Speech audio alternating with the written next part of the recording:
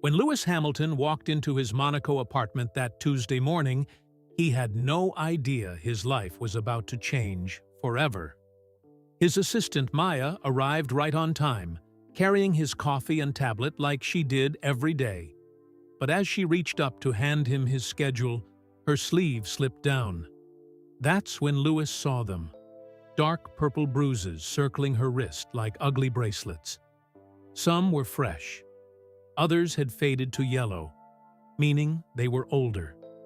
Maya's eyes went wide with panic. She quickly yanked her sleeve down, clutching the fabric in her fist. For one terrible moment, their eyes met. Lewis saw something in her face that made his heart sink. Pure fear. He wanted to ask 1,000 questions. Are you okay? Who hurt you?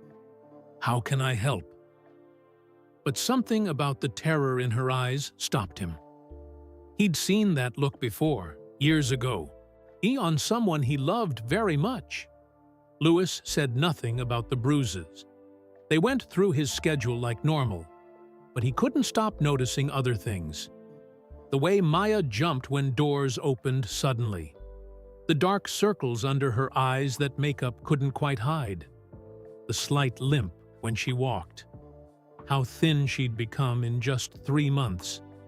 As Maya left his apartment that morning, Lewis made a decision that would change both their lives forever.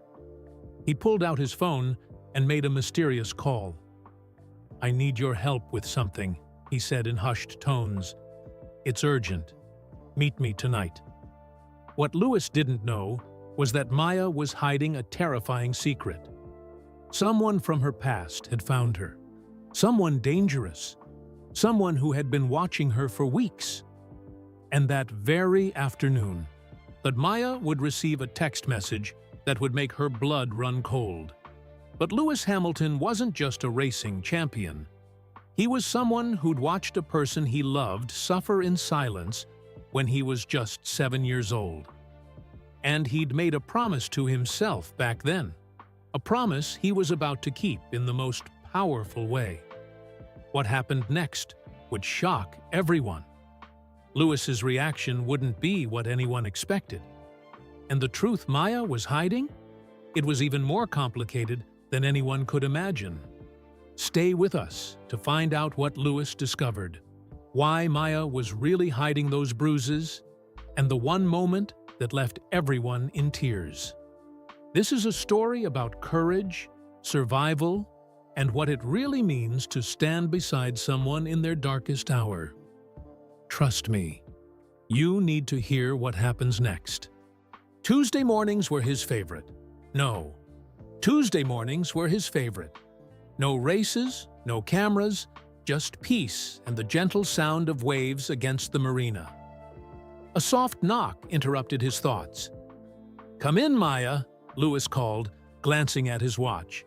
7:30 exactly. His assistant was always perfectly on time. Maya Chen entered carrying a tablet and his usual coffee. Black, no sugar. Her dark hair was pulled back in a neat ponytail, and she wore a long-sleeved blue blouse despite the warm Mediterranean weather. Lewis had noticed she always wore long sleeves, even on the hottest days. "Good morning," Maya said, her voice professional but quiet. She crossed the room and reached up to hand him the tablet. And as she did, her sleeve slid down her arm. Lewis's breath caught. Dark purple bruises circled her wrist like ugly bracelets. Some were fresh and deep purple. Others had faded to yellow-green, meaning they were older. There were at least 5 distinct marks, like someone had grabbed her wrist hard, multiple times. Maya saw him staring. Their eyes met for one terrible, frozen moment. Panic flashed across her face. She quickly yanked her sleeve down, clutching the fabric in her fist. "Your schedule," she said, her voice shaking slightly. "You have a video conference at 9 with the team, then lunch with the sponsor at noon. After that, Maya." Lewis's voice was gentle but firm. She stopped talking. Her fingers twisted the sleeve tighter. Louis wanted to ask 1,000 questions. Are you okay? Who hurt you? How can I help? But something about the fear in her eyes stopped him. He'd seen that look before, years ago, on his Aunt Caroline's face when family members asked too many questions too fast. The video conference, Louis said carefully, taking the tablet from her. Do I need any special preparation? Relief washed over Maya's face. She was grateful he wasn't pushing. No, just the notes I sent last night. You'll do great. They went through his schedule item by item. Maya's voice grew steadier as they talked about meetings and appointments, safe topics that had nothing to do with bruises or pain. But Louis noticed other things he'd missed before. The way Maya glanced at the door every few minutes, like she expected someone to burst through. The dark circles under her eyes, poorly hidden with makeup, and the slight limp when she walked toward the window to adjust the blinds. How thin she'd become in just 3 months. Her clothes hung looser than when she first started working for him. Maya had been brilliant from day one. She anticipated his needs before he knew them himself. She organized his chaotic life into perfect order. She was smart, efficient, and always 3 steps ahead. But there was something else, a deep sadness in her eyes that never quite disappeared, even when she smiled. That's everything for today, Maya said, clutching her tablet against her chest like a shield. Unless you need anything else? Actually, Louis said slowly, take the afternoon off. You've been working too hard. Oh, no, I'm fine, really. I have so much to… Maya. He kept his voice kind, but left no room for argument. Take the afternoon. That's not a request. She opened her mouth to protest, then closed it. Okay, thank you. As she turned to leave, Louis noticed her limping again, favoring her left leg. His jaw tightened. Someone had hurt this woman. Recently. Repeatedly. Maya? He called as she reached the door. She turned, her hand on the doorknob. Yes? Louis wanted to say so many things. Instead, he simply said, You're doing an amazing job. I'm grateful to have you on my team. Tears suddenly filled Maya's eyes. She blinked them away quickly. Thank you, she whispered. When the door closed behind her, Louis stood alone in the golden morning light, his coffee growing cold in his hand. He pulled out his phone and stared at it for a long moment. Then he made a call. Dr. Okonkwo? He said when she answered. It's Louis. I need your help with something. It's urgent. He paused, choosing his words carefully. Can you meet me tonight? I think someone I work with is in serious danger, and I don't know how to help without making things worse. He listened to her response, relief flooding through him. Thank you, he said. 7 o'clock. I'll be there. Louis ended the call and looked toward the door where Maya had disappeared. He'd seen those bruises. He'd seen that fear. He couldn't unsee them now, and he wouldn't look away. 3 months earlier, London Maya Chen stood in the bathroom of the apartment she shared with Derek Sullivan, staring at her reflection in the mirror. A purple bruise bloomed across her left cheekbone. She'd covered it with concealer twice already, but it still showed through. Maya, Derek's voice boomed from the bedroom. Where's my blue tie? And I have the investor meeting in an hour. Closet, left side, Maya called back, her voice steady despite her racing heart. She heard him rummaging, muttering to himself. Good. He was in a rush. When Derek was busy, he was less likely to notice things, less likely to get angry. Maya finished her makeup and stepped into the bedroom. Derek stood before the full-length mirror, adjusting his tie. He was handsome in his expensive suit, tall, broad-shouldered, with perfectly styled blonde hair and the confident smile that had attracted her 2 years ago. That felt like a lifetime ago now. Better, Derek said, examining her face. He reached out and touched her cheek, the bruised one. Maya flinched. Derek's smile faded. Don't be dramatic. I barely touched you last night. Maya said nothing.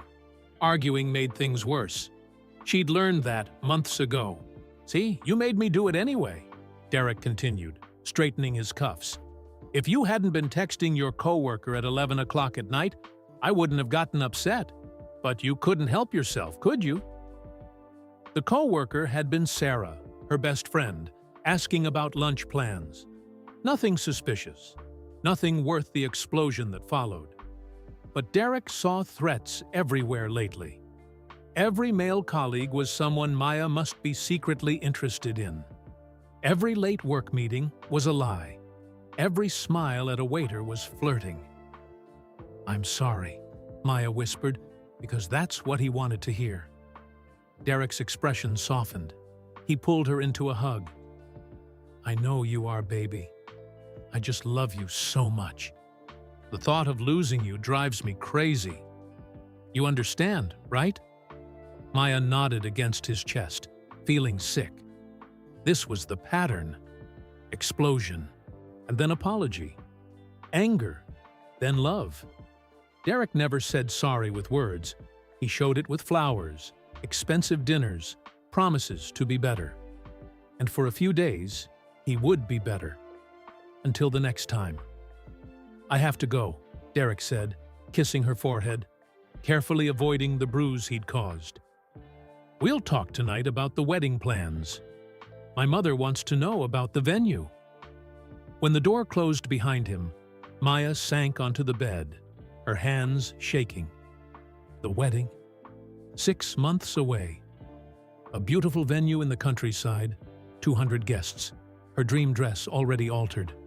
She should be excited. Instead, she felt like she was drowning. Her phone buzzed. Sarah, coffee this morning? You've been distant lately. Miss you.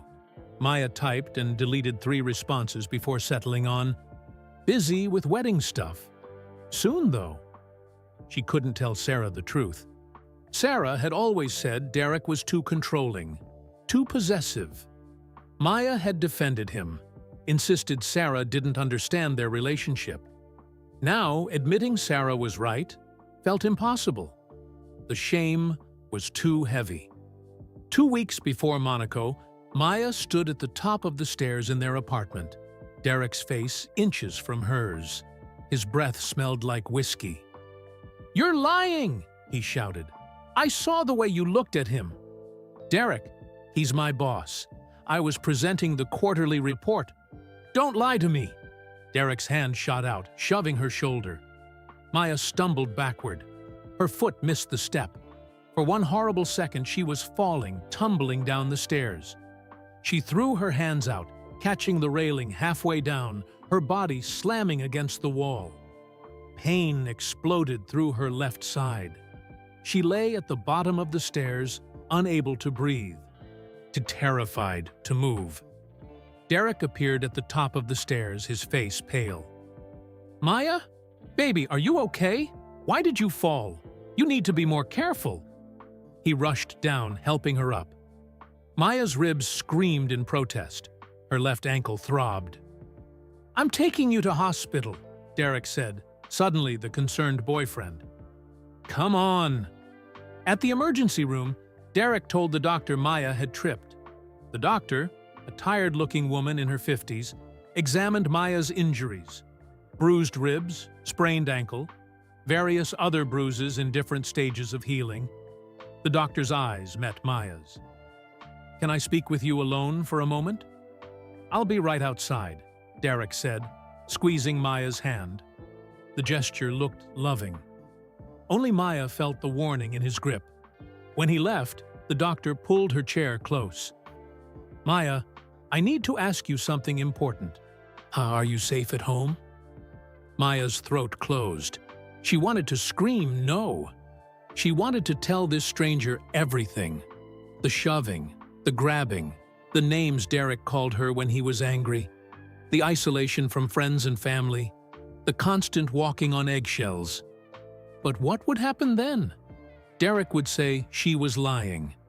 He was a successful investment banker with powerful connections. She was just an event planner. Who would believe her? "I'm fine," Maya whispered. "I really did trip. I'm clumsy." The doctor didn't look convinced, but she couldn't force Maya to talk. She handed her a small card. "This is a domestic violence hotline, just in case you ever need it." Maya took the card with shaking hands. That night, lying in bed with Derek snoring beside her, Maya stared at that card in the darkness. Something inside her cracked open. She couldn't do this anymore. She couldn't marry this man. She couldn't keep pretending this was love. At 3 in the morning, she got up and went to the bathroom. She locked the door and called the number on the card. "National Domestic Violence Hotline," a gentle voice answered. "You're safe here. How can I help you?" Maya started crying and couldn't stop. 1 week before Monaco, Maya moved like a ghost through the apartment, packing only what she could carry. Derek was at work. She had maybe 3 hours before he came home. The counselor from the hotline had helped her make a plan. Leave when he's gone. Don't tell him you're leaving. Don't leave a note. Just go. Change your phone number. Delete social media. Stay with someone safe. Or go somewhere he can't find you. Maya had no one to stay with, and Derek had isolated her so completely that her friendships had withered. Her family lived in Singapore, too far, too complicated, so she did something desperate. She applied for a job in Monaco, personal assistant to Lewis Hamilton. Thousands of people probably applied. The chances were impossible. But Maya had been an excellent event planner before Derek convinced her to take a less stressful job. Her resume was impressive. Her references glowed. And somehow, miraculously, she got an interview video call. 2 days later, they offered her the position. She could start in 1 week. Maya broke her engagement via text message while sitting in a cafe near the airport. "I can't marry you. Don't contact me. I'm safe. Goodbye." She blocked his number. She deleted every social media account. She changed her phone number at the airport. And then she flew to Monaco, carrying 1 suitcase and more fear than she thought a person could hold. Present day. Maya's Monaco apartment. Maya walked home from Lewis's apartment, her mind spinning. He'd seen the bruises.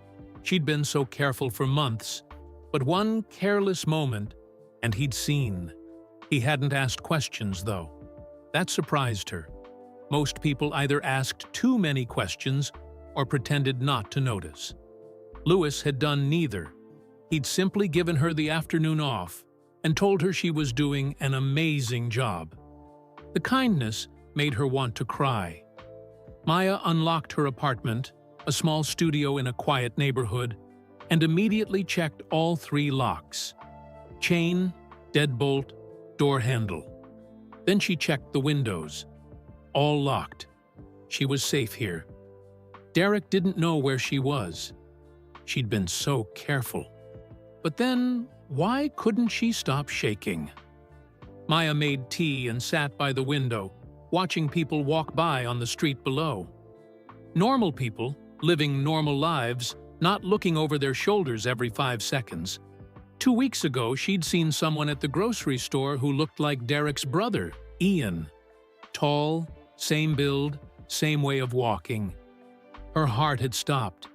She'd abandoned her cart and practically ran out of the store. It probably wasn't Ian. Monaco was full of tourists.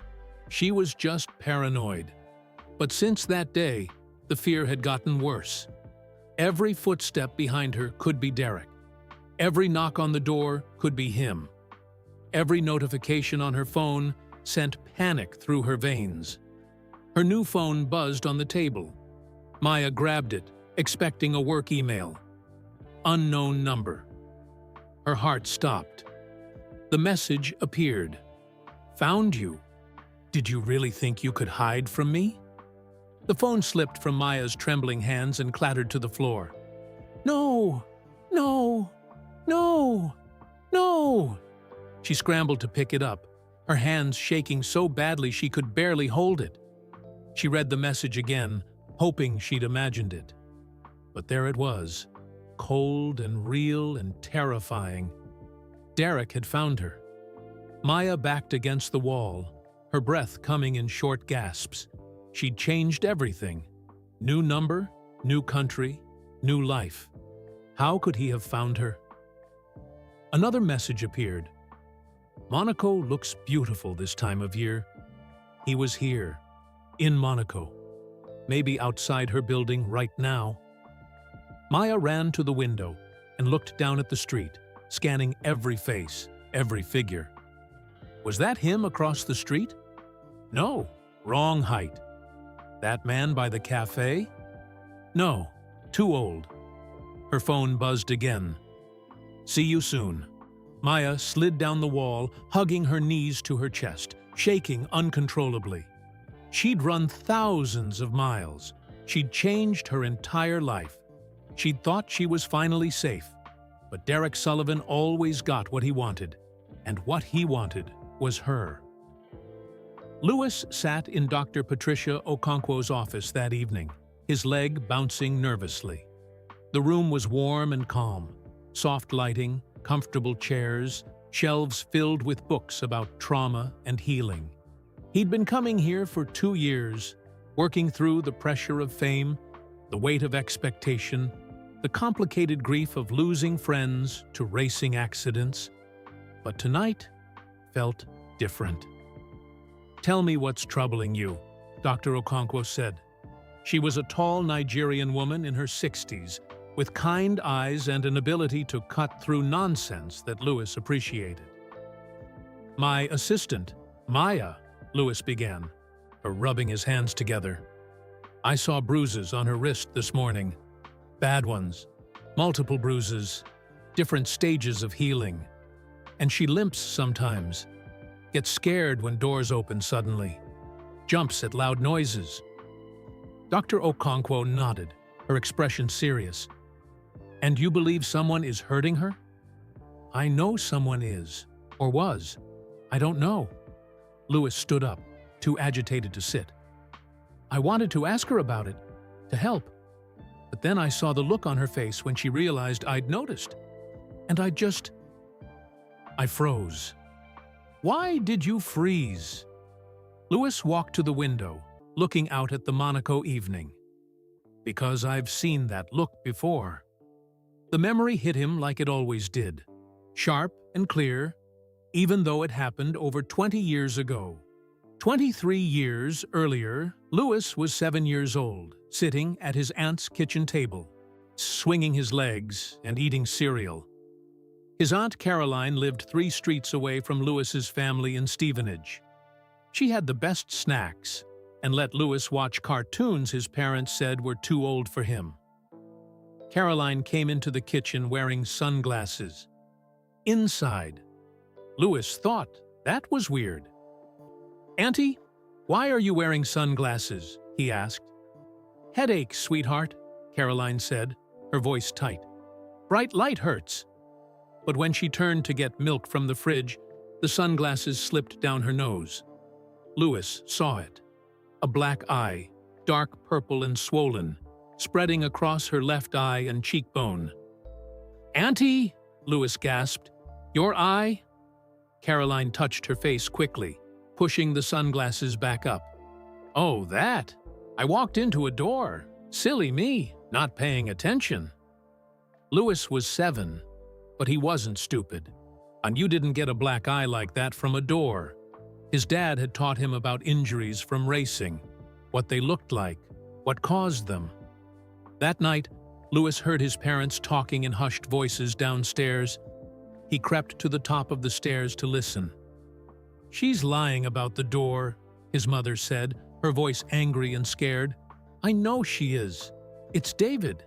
It has to be. David was Caroline's boyfriend. He seemed nice, always smiling, always bringing flowers. but Lewis's dad had never liked him. "We need to be careful," Lewis's father said. "If we push too hard, she'll pull away." Women in these situations, they need to make the decision to leave themselves. We just have to be there when she's ready. "But what if he really hurts her?" his mother cried. "What if next time? We watch, we support, we let her know we love her, and that's all we can do." Lewis didn't understand everything he heard that night, but he understood his aunt was in danger, and the adults felt helpless. Back to Dr. Okonkwo's office. "I saw Caroline with bruises 3 more times over the next year," Lewis told Dr. Okonkwo. "Each time she had a new excuse. Tripped on the stairs, fell off her bike, walked into a cabinet. What happened to her? One night, David put her in the hospital. Broken ribs, fractured wrist, concussion. That was the night she finally left." Lewis's voice cracked. "I was 8 years old, and I remember my mom crying, saying she should have done more, should have called the police, should have forced Caroline to leave sooner." "But it wasn't your mother's choice to make," Dr. Okonkwo said gently. "It was Caroline's. I know that now, but as a kid, I just felt helpless, watching someone I loved get hurt, over and over, and not being able to stop it." Lewis turned from the window. "That's why I froze today. I saw Maya's bruises, and suddenly I was 7 years old again, watching my aunt lie about walking into a door." Dr. Okonkwo was quiet for a moment. "What happened to Caroline after she left?" Lewis smiled for the first time that evening. "She moved in with us for 6 months while she got back on her feet. David tried to contact her constantly, but my dad threatened to call the police every time. Eventually, he gave up. And Caroline? She went back to school, became a teacher, met a wonderful man named Robert when I was 12. They've been married 15 years now. 2 kids. She's happy." Lewis sat back down. "She told me once that leaving David was the hardest thing she ever did. Harder than the actual abuse, because she had to admit she'd made a mistake. Had to face everyone knowing she'd stayed with someone who hurt her." "There's a lot of shame in these situations," Dr. Okonkwo agreed. "Society asks, why didn't she just leave, as if it's that simple? It's never that simple." "No, it's not." Dr. Okonkwo leaned forward. "So, Lewis, what do you want to do about Maya?" "I want to help her, but I don't want to make things worse. What if her abuser is still in her life? What if me asking questions puts her in more danger? What if I'm wrong and I embarrass her for nothing?" "You're not wrong," Dr. Okonkwo said firmly. "Trust your instincts. Multiple bruises, fear responses, isolation. These are signs. But you're right to be cautious about how you approach this." "So what do I do?" Dr. Okonkwo stood and went to her bookshelf, pulling out a pamphlet. "First, understand that you cannot save Maya. Only she can save herself. Your role is to create conditions where she feels safe enough to ask for help." "How do I do that?" "You make it clear, without pressure, that you're a safe person to talk to. You respect her boundaries. You offer resources without forcing them on her. And most importantly, you let her maintain control over her own choices."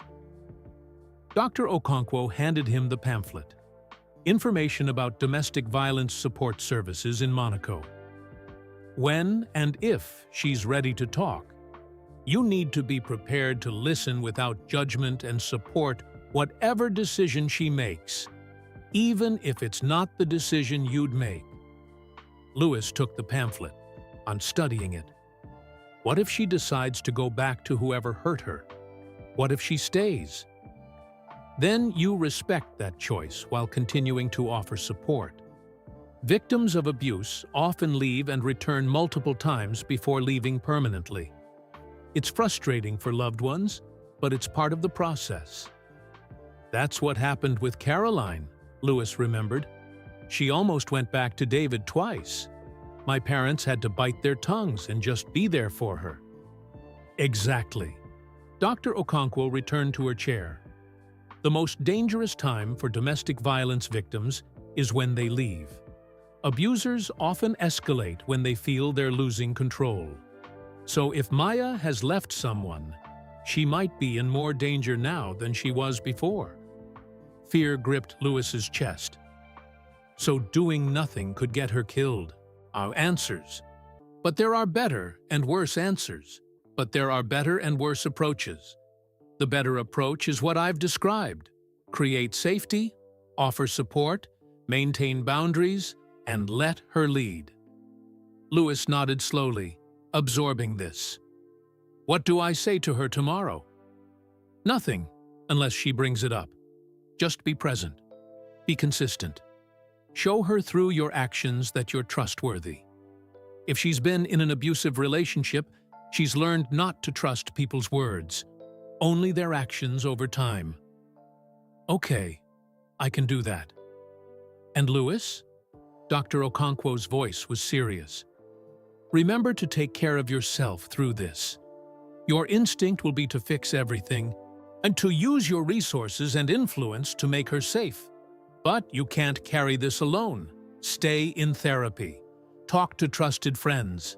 Set boundaries. You can support Maya without drowning in her trauma. Lewis left Dr. Okonkwo's office an hour later with the pamphlet in his pocket and a clearer understanding of the complexity ahead. He couldn't rescue Maya, but he could stand beside her while she rescued herself. His phone buzzed as he walked to his car. A text from his mother. How are you, sweetheart? Haven't heard from you in a few days. Lewis smiled and called her instead of texting back. Lewis, what a lovely surprise, his mother answered. Hi, Mum. Is Aunt Caroline around? She's at book club, but I can have her call you tomorrow. Is everything all right? Lewis hesitated. I wanted to ask her some questions about when she was with David, about what helped her leave.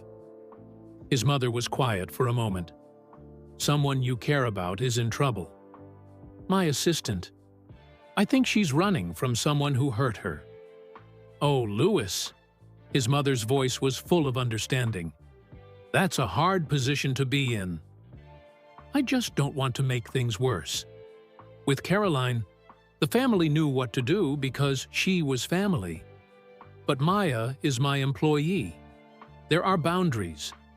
I don't want to cross lines or abuse my position.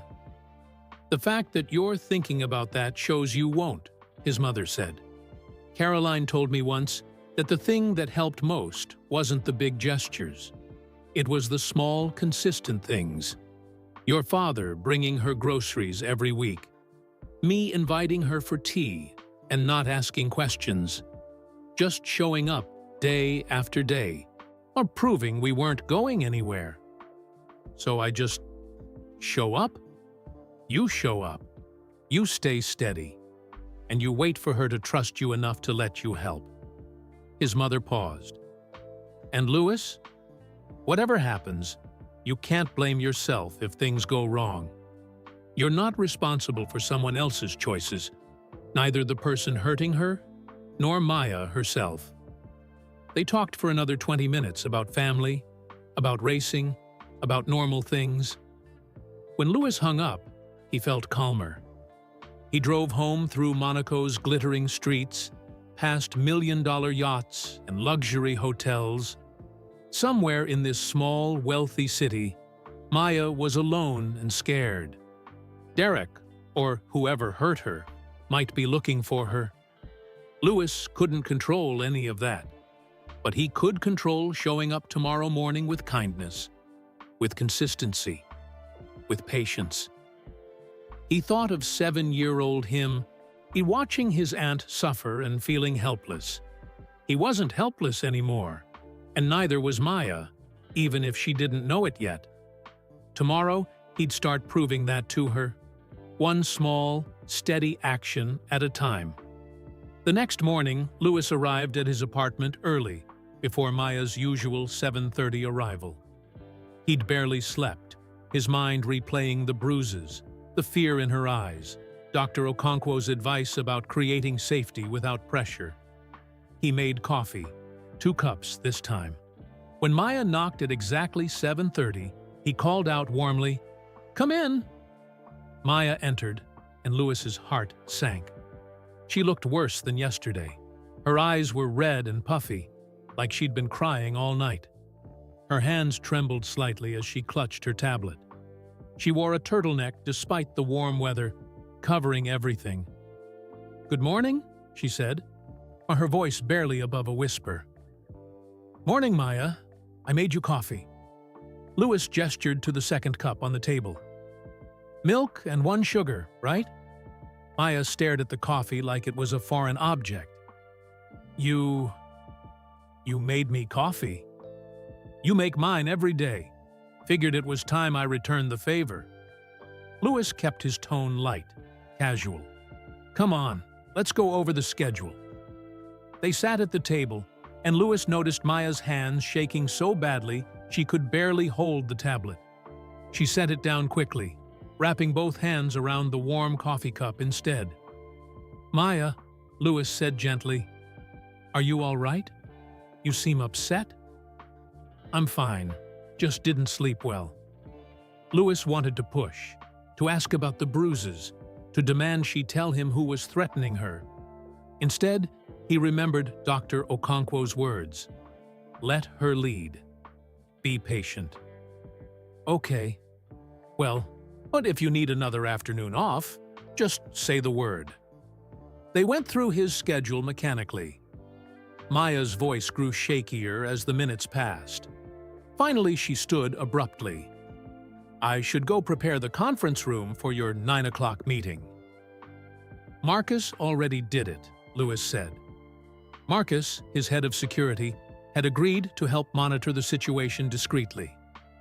"Maya, please sit. You look like you're about to collapse." Maya's face crumpled. For a moment, Louis thought she might cry. Instead, she straightened her shoulders, visibly pulling herself together. "I'm fine. Really. Just tired." Louis nodded, not believing her for a second, but respecting her boundary. "All right. But Maya, you're doing an incredible job. I want you to know that. Whatever is happening in your life right now, and it doesn't change how valuable you are to this team." This time, tears did fill Maya's eyes. "Thank you," she whispered. That evening, Louis was leaving the gym when Marcus called. "Boss, we have a situation." "What kind of situation?" "Maya left the office an hour ago. I had one of the team follow her discreetly, just to make sure she got home safely. She didn't go home. She's walking around the harbor, and there's a car that's been following her for the past 10 minutes. Black Mercedes, tinted windows. It's trailing her slowly." Louis's blood ran cold. "Where is she now?" "Heading toward Rue Grimaldi. Should I intervene?" "I'm 5 minutes away. Keep eyes on her. Don't let that car get close." Louis ran to his car, his heart pounding. He drove faster than he should through Monaco's narrow streets, scanning for Maya. So his phone was on speaker, Marcus updating him constantly. "She stopped at a cafe. The car stopped too, about 50 meters back. Boss, whoever's in that car is definitely watching her." Louis spotted Maya standing under a streetlight, looking at her phone. Even from a distance, he could see her shaking. The black Mercedes sat idling down the street, its windows too dark to see inside. Louis pulled over and got out. "Maya!" She spun around, terror written across her face. When she saw it was Louis, confusion replaced the fear. "Louis, what are you doing here?" "I could ask you the same thing. It's almost 10 o'clock. I needed to clear my head. Walking helps me think." Louis walked toward her slowly, like approaching a frightened animal. Maya, there's a car that's been following you. Black Mercedes. Down the street. Maya's face went white. She looked toward the Mercedes, and Louis saw pure terror flash across her features. Her breathing became rapid and shallow. The Mercedes suddenly accelerated, speeding past them and disappearing around a corner. Maya's legs gave out. Louis caught her before she hit the ground, guiding her to a nearby bench. She was hyperventilating, tears streaming down her face. "Breathe with me," Louis said, sitting beside her. "In for 4 counts. Hold for 4. Out for 4. Come on, Maya. In 2, 3, 4. He guided her through the breathing exercise Dr. Okonkwo had taught him years ago for panic attacks. Slowly, Maya's breathing steadied, but the tears kept coming. Great, heaving sobs that shook her entire body. Louis didn't say anything. He just sat there, a steady presence, occasionally handing her tissues from his pocket. When the crying finally subsided, Maya's voice came out hoarse and broken. "I'm sorry.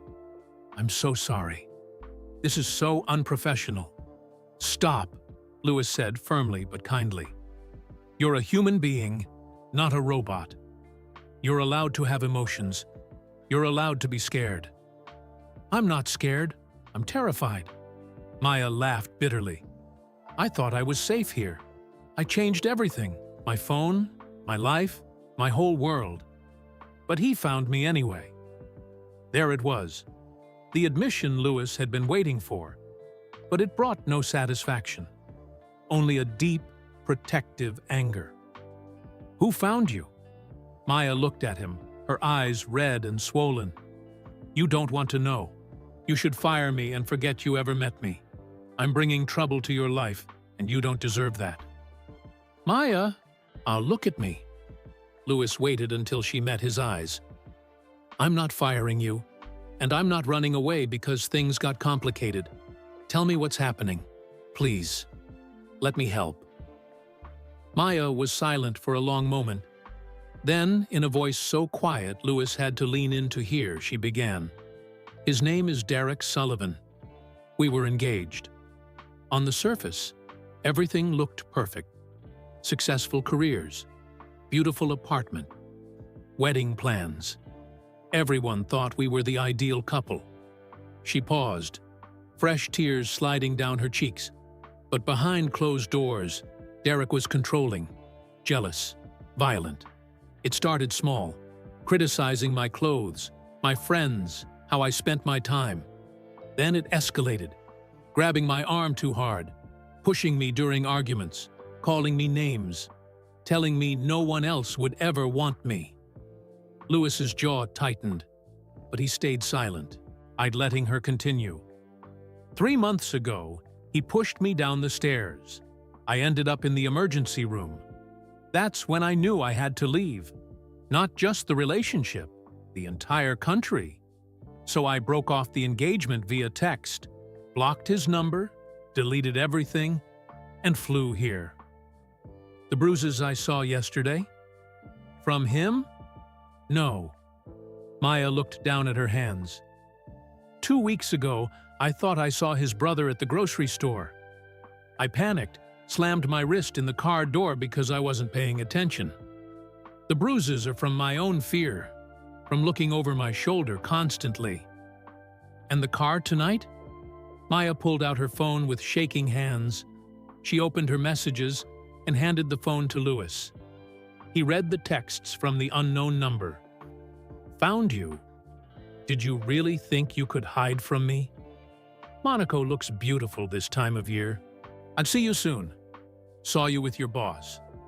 Nice. Does he know what a liar you are? What you did to me? Rage burned through Louis's chest. He forced himself to stay calm. When did these start? Yesterday afternoon, after you saw the bruises. I went home, and the first message came. Do you think Derek is in Monaco? I don't know. Maybe. Or maybe he hired someone to watch me. He has money, connections. He told me once that if I ever left him, he'd find me. I thought he was just trying to scare me. Maya's voice broke. But he meant it. Louis was quiet for a moment, processing everything. Then he asked the question Dr. Okonkwo had prepared him for. "What do you want to do?" Maya looked surprised. "What? What do you want to do? Not what you think you should do. Not what I think you should do. What do you actually want?" Maya stared at him, my tears still flowing.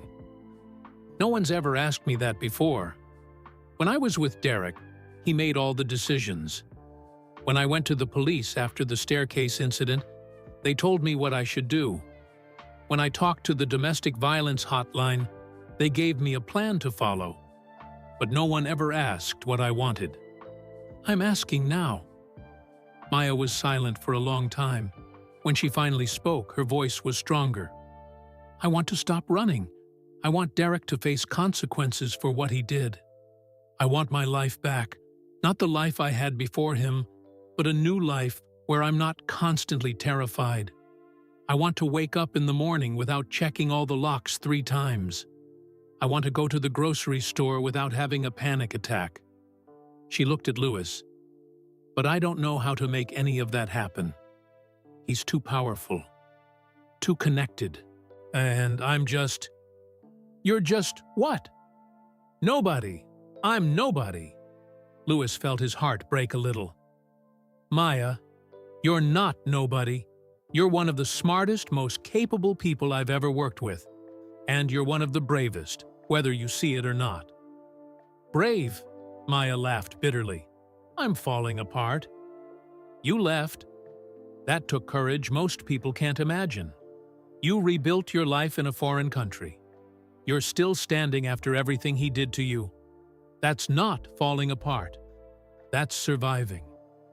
Maya was crying again, but differently this time. Like something inside her was breaking open, not breaking down, but breaking free. "Let me help," Louis said quietly. "Really help. I have resources, security, lawyers, a team of people who can keep you safe and deal with Derek legally. I can't promise it will be easy, but I can promise you won't be alone." Maya looked at him, afraid to hope. "Why would you do this for me? I'm just your assistant." "You're not just anything. You're a person in danger, and I have the means to help. More than that." Louis paused, choosing his words carefully. "When I was 7 years old, I watched my aunt suffer in an abusive relationship. I watched my family struggle to help her, feeling helpless. She eventually got out, and I saw how hard it was, how much courage it took, how much support she needed." "Your aunt went through this?" "Yes, and she survived. She thrived, eventually. Built a beautiful life. But she'll tell you that the hardest part wasn't leaving. It was believing she deserved better. Believing people would help without judgment." Maya was silent, processing this. "I'm not trying to rescue you," Louis continued. "I'm just offering resources so you can rescue yourself. You make the decisions.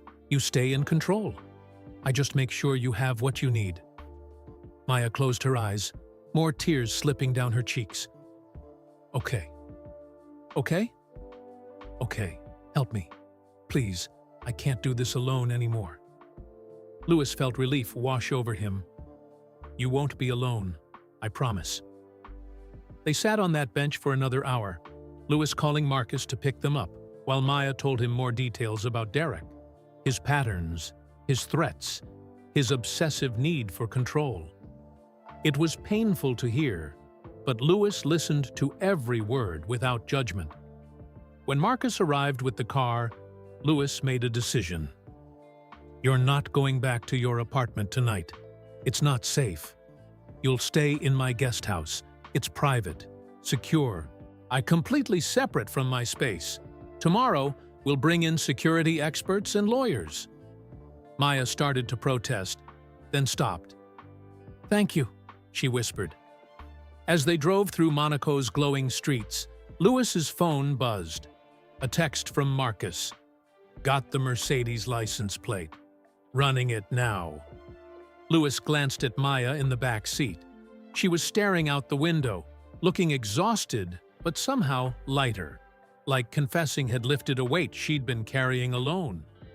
This was just the beginning. Derek Sullivan was out there somewhere, watching, waiting. The danger was real and immediate. But Maya wasn't facing it alone anymore. And Lewis Hamilton didn't back down from fights. Not on the track, and not in life. Derek had made a critical mistake. He'd underestimated the woman he'd tried to break. And he had no idea what he was up against now. The next morning, Maya woke up in Lewis's guest house, disoriented for a moment before remembering where she was. Sunlight streamed through floor-to-ceiling windows overlooking a private garden. The room was beautiful.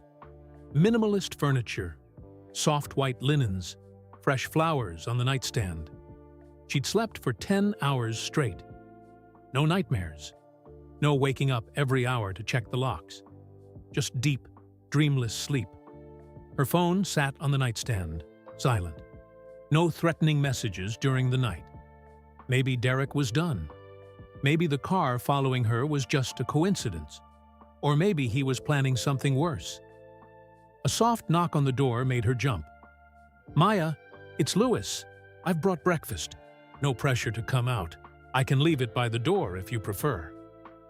Maya wrapped herself in the robe she'd found in the closet and opened the door. Louis stood there holding a tray with coffee, croissants, fresh fruit, and orange juice. His smile was warm but careful, like he was afraid of overwhelming her. Good morning. How did you sleep? Better than I have in months, Maya admitted. Thank you for everything. You're welcome. Listen, I've asked a few people to come by this morning, only if you're comfortable. We can postpone if you need more time. Who? Marcus Wright, my head of security. Simone Beaumont, an attorney who specializes in stalking and harassment cases, and Dr. Patricia Okonkwo, a counselor who's helped me through some tough times. She works specifically with trauma survivors. Maya's first instinct was to say no. Too many people. Too much attention. But then she remembered sitting on that bench last night, Louis asking what she wanted, and she wanted to stop running. Okay, when? 11 o'clock. That gives you time to eat, shower, process. No rush. 3 hours later, Maya sat in Louis's living room, feeling small despite the space around her. Louis sat beside her, close enough to be supportive, but not so close that she felt trapped. It was a small thing, but Maya noticed. He was being careful with her, thoughtful about boundaries. Marcus arrived first, a tall black man in his 40s with kind eyes and an air of quiet competence. Ms. Chen, it's good to meet you properly. I'm sorry it's under these circumstances. Next came Simone Beaumont, a sharp-eyed French woman in her 50s wearing an elegant pantsuit. She shook Maya's hand firmly. I've been working with stalking and domestic violence cases for 20 years. I promise you, we'll handle this properly. Finally, Dr. Okonkwo arrived. She had the same gentle strength Louis had, someone who'd seen pain but hadn't let it make them hard. Maya, I'm so glad you're here and safe. Before we begin, I want you to know something important. Everything we discuss today is on your terms. You can stop anytime. You can ask us to leave anytime. You're in control here. Those words, you're in control, made Maya's eyes burn with tears. Control was exactly what Derek had stolen from her. Thank you, she whispered. They sat around the coffee table. Louis poured water for everyone, then looked at Maya. Where would you like to start? Maya took a shaky breath. I don't know what I need. I don't know how any of this works. That's okay, Simone said, pulling out a leather folder. Let me explain what we can do, and you tell us what feels right. First, documentation. And we need to record everything, every threatening message, every incident, every time you've felt unsafe. This builds a legal case. I have the messages, Maya said, pulling out her phone. Simone's expression darkened as she read Derek's texts. This is clear evidence of harassment and stalking. In Monaco, we can file a complaint with the police immediately. But there are also international considerations since Derek is a British citizen. What does that mean? It means we involve Interpol if necessary. We make sure that no matter where Derek goes, there are legal consequences. We also file for a restraining order, something with actual enforcement mechanisms. Marcus leaned forward. From a security perspective, we need to enhance your protection immediately. First, your current apartment isn't secure enough, yet we need to move you to a building with proper security systems. I can't afford... That's covered, Lewis interjected quietly. Consider it part of your employment package, executive protection. Maya started to protest, but Dr. Okonkwo spoke gently. Maya, I know accepting help feels uncomfortable. You've been on your own for so long, but there's no shame in letting people support you. It's not weakness, it's wisdom. Maya bit her lip, nodding. Marcus continued. Second, we install a panic button system on your phone. One press, and it alerts me and local police immediately. Third, when you travel for work with Lewis, you'll have a security detail. Not obvious, not intrusive, but present. This all sounds so expensive, so extreme. It's not extreme when someone has already demonstrated they're tracking you across countries, Simone said firmly. Derek's behavior is escalating. The messages show obsession. The car following you shows physical surveillance. We treat this as a serious threat because it is one. Maya felt the room closing in. This was real. Derek was really coming for her. Dr. Okonkwo seemed to sense her panic. Let's pause for a moment. Maya, how are you feeling right now? Scared, overwhelmed, grateful, guilty. Guilty about what? About bringing all this trouble into Lewis's life, about needing so much help, about not being strong enough to handle this myself. Let me stop you there, Dr. Okonkwo said. Needing help doesn't make you weak. Derek is a dangerous person who has more resources and power than most people. You asked me why I would do this for you. Let me ask you something. If our situations were reversed, and I was in danger, would you help me? Of course, immediately, without question. Why? Maya blinked. Because you're a good person who doesn't deserve to be hurt. Because I'd have resources you might need. Because it's the right thing to do. Exactly. So why is it different when someone wants to help you? The question hit Maya hard. She'd spent so long believing she didn't deserve help, that she was a burden, that her problems were hers alone to solve. Derek had spent 2 years convincing her of this. I don't know, she whispered. That's okay, Dr. Okonkwo said. Unlearning those beliefs takes time. For now, can you try to accept that you deserve safety, even if you don't fully believe it yet? Maya nodded, tears streaming down her face. Simone pulled out a tissue box. She'd clearly done this before. Let's talk next steps. I'll need you to write down everything you remember about Derek. His patterns, his threats, places he might look for you, people he knows in Monaco or nearby. Every detail helps. Okay. We'll also need access to any previous police reports, hospital records, photos of injuries, anything that documents the abuse. Maya's stomach twisted. The hospital records from when he pushed me down the stairs, I have those, and photos I took of bruises over several months. I was I was documenting things, just in case. That's incredibly smart, Simone said with genuine admiration. Sure, many survivors don't think to do that. Those records will be crucial. Marcus pulled out his tablet. About the car from last night, we got the license plate. It's a rental car from Nice Airport, rented 3 days ago under the name Ian Sullivan. Maya's blood ran cold. Ian? Derek's brother? You know him? He and Derek are close. Ian always defended him, always made excuses. He called me dramatic when I tried to tell him about the abuse. Maya's voice shook. If Ian is here, it means Derek sent him to watch me, to report back. Or to do Derek's dirty work, Marcus said grimly. We've alerted Monaco police. They're looking for the vehicle. I've also hired additional security to monitor Lewis's property and your movements. What about work? Maya asked. I can't just hide forever. Lewis has obligations, schedules, events.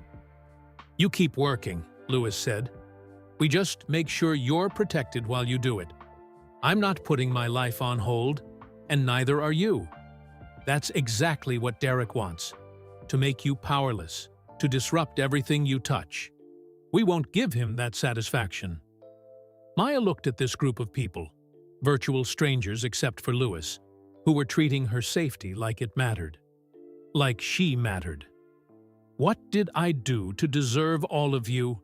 She asked, voice breaking. Dr. Okonkwo smiled. You survived. That's all you needed to do. They spent the next 2 hours going through details. Maya wrote down everything she could remember about Derek.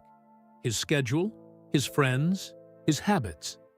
She gave Simone access to her hospital records and the photos she'd secretly taken of injuries.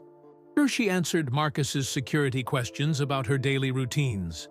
It was exhausting. By the time they finished, Maya felt wrung out. As everyone packed up to leave, Simone handed Maya a card. My personal cell phone.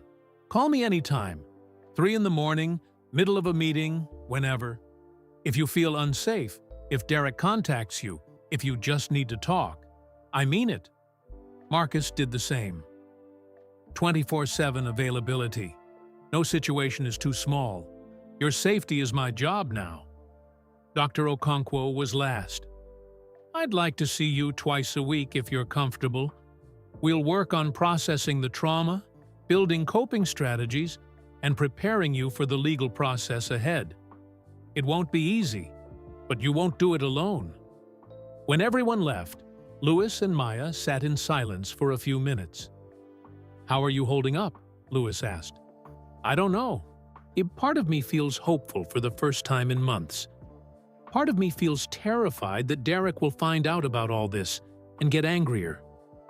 Part of me still can't believe this is real, that you're all helping me like this.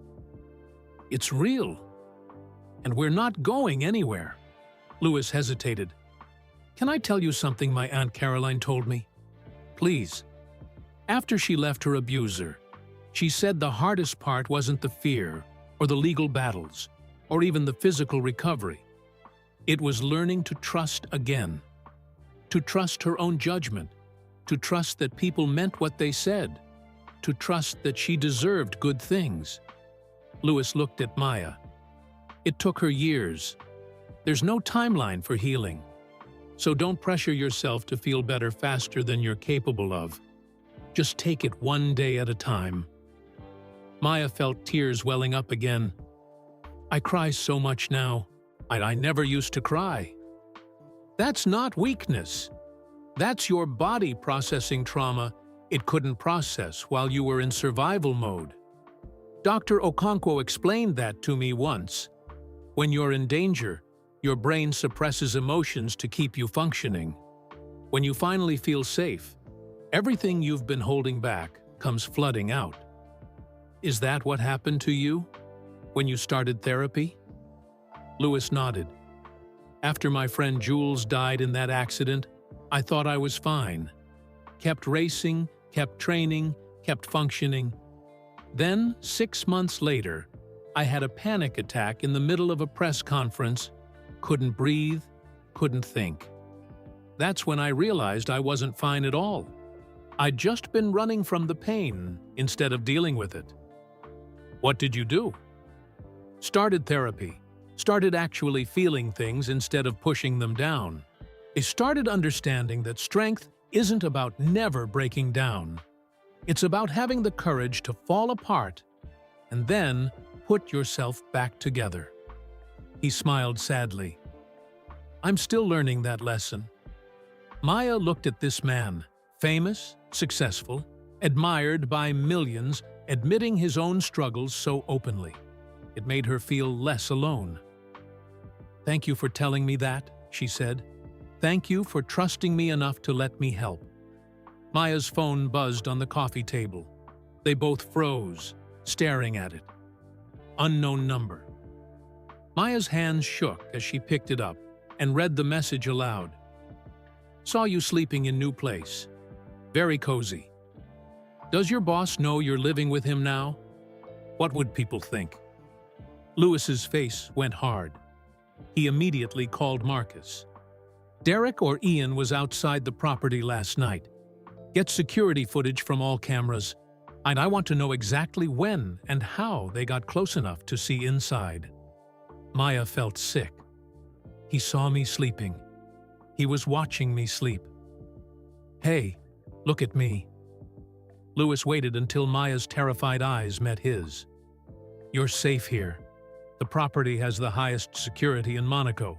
He might have seen you from a distance through a window, but he didn't get inside. He can't get inside. And now that we know he's actively surveilling this property, Marcus will increase security. He's never going to stop. Never. He'll keep coming until we stop him, Lewis said firmly. Legally, permanently. That's exactly what we're going to do. Maya wanted to believe him, but Derek had always gotten what he wanted. He was smart, connected, ruthless, and what he wanted was her, broken, punished, and back under his control. Her phone buzzed again. I so much to discuss. Maya showed Lewis the way to the door. I'm going to the office, she said. I'll see you later. Okay, Lewis said. I'll see you later. I'll see you later, Maya said. I'll see you later, Lewis said. I'll see you later, Maya said. I'll see you later, Lewis said. I'll see you later, Maya said. I'll see you later, Lewis said. I'll see you later, Maya said. I'll see you later, Lewis said. I'll see you later, Maya said. I'll see you later, Lewis said. I'll see you later, Maya said. I'll see you later, Lewis said. I'll see you later, Maya said. I'll see you later, Lewis said. I'll see you later, Maya said. I'll see you later, Lewis said. I'll see you later, Maya said. I'll see you later, Lewis said. I'll see you later, Maya said. I'll see you later, Lewis said. I'll see you later, Maya said. I'll see you later, Lewis said. I'll see you later, Maya said. I'll see you later, Lewis said. I'll see you later, Maya said. I'll see you later, Lewis said. I'll see you later, Maya said. I'll see you later, Lewis said. I'll see you later, Maya said. I'll see you later, Lewis said. I'll see you later, Maya said. I'll see you later, Lewis said. I'll see you later, Maya said. I'll see you later, Lewis said. I'll see you later, Maya said.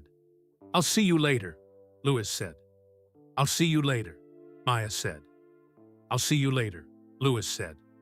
I'll see you later, Maya said. I'll see you later, Lewis said. I'll see you later, Maya said. I'll see you later, Lewis said. I'll see you later, Maya said. I'll see you later, Lewis said.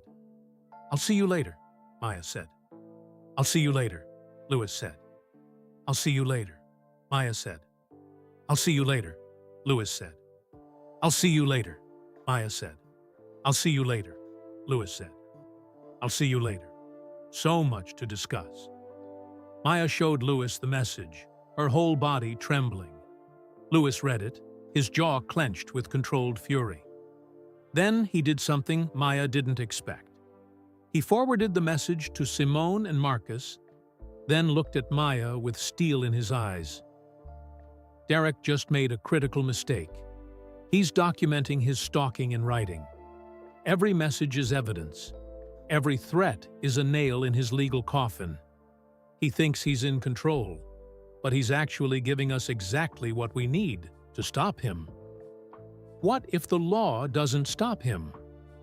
Then we'll find another way. I promise you, Maya, Derek Sullivan will face consequences for what he's done. You're not alone in this fight anymore. Maya looked at this man who'd become so much more than just her employer. Someone who saw her fear and didn't judge it. Someone who offered help without expecting anything in return. Someone who was choosing to fight beside her when he could have easily walked away.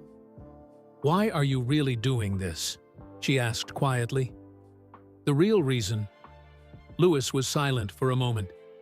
Because when I was 7, I watched my Aunt Caroline suffer and felt helpless. I swore that if I ever had the power to help someone in that situation, I would. You gave me the chance to keep that promise to myself. He paused. And because you matter, Maya, your life, your safety, your future, they matter. Not because you're my assistant, because you're a human being who deserves better than what Derek gave you. Maya broke down completely then. Not the quiet tears she'd been shedding all morning, but deep, racking sobs that came from a place of pure release. Someone believed her. Someone was fighting for her. She wasn't invisible anymore. Louis sat with her through it, patient and steady, occasionally handing her tissues, but never trying to stop her tears or rush her through them. When Maya finally calmed down, she felt lighter somehow. Still scared, still overwhelmed, but no longer alone in the darkness. "Okay," she said, wiping her eyes. "What do we do next?" Louis smiled. "We build a wall Derek Sullivan can't break through. And then we take away his power, piece by piece, until he can't hurt you anymore." Maya nodded, feeling something unfamiliar rising in her chest. Hope. Fragile and tentative, but real. For the first time in years, she let herself believe that maybe, just maybe, she could have a life where she wasn't afraid. Thursday morning, Monaco Grand Prix weekend. Maya stood in Louis's apartment, reviewing his packed schedule on her tablet. The Monaco Grand Prix was the biggest race of the year. 4 days of practices, qualifying sessions, press conferences, sponsor events, and finally the race itself on Sunday. "You don't have to work this weekend," Louis said, watching her from across the room. "Marcus can handle everything. You should rest." "No," Maya's voice was firm. "I need to work. I need to feel normal, even if it's just for a few hours. If I hide in the guest house all weekend, Derek wins. He makes me powerless." Louis studied her face. "Are you sure?" "I'm sure.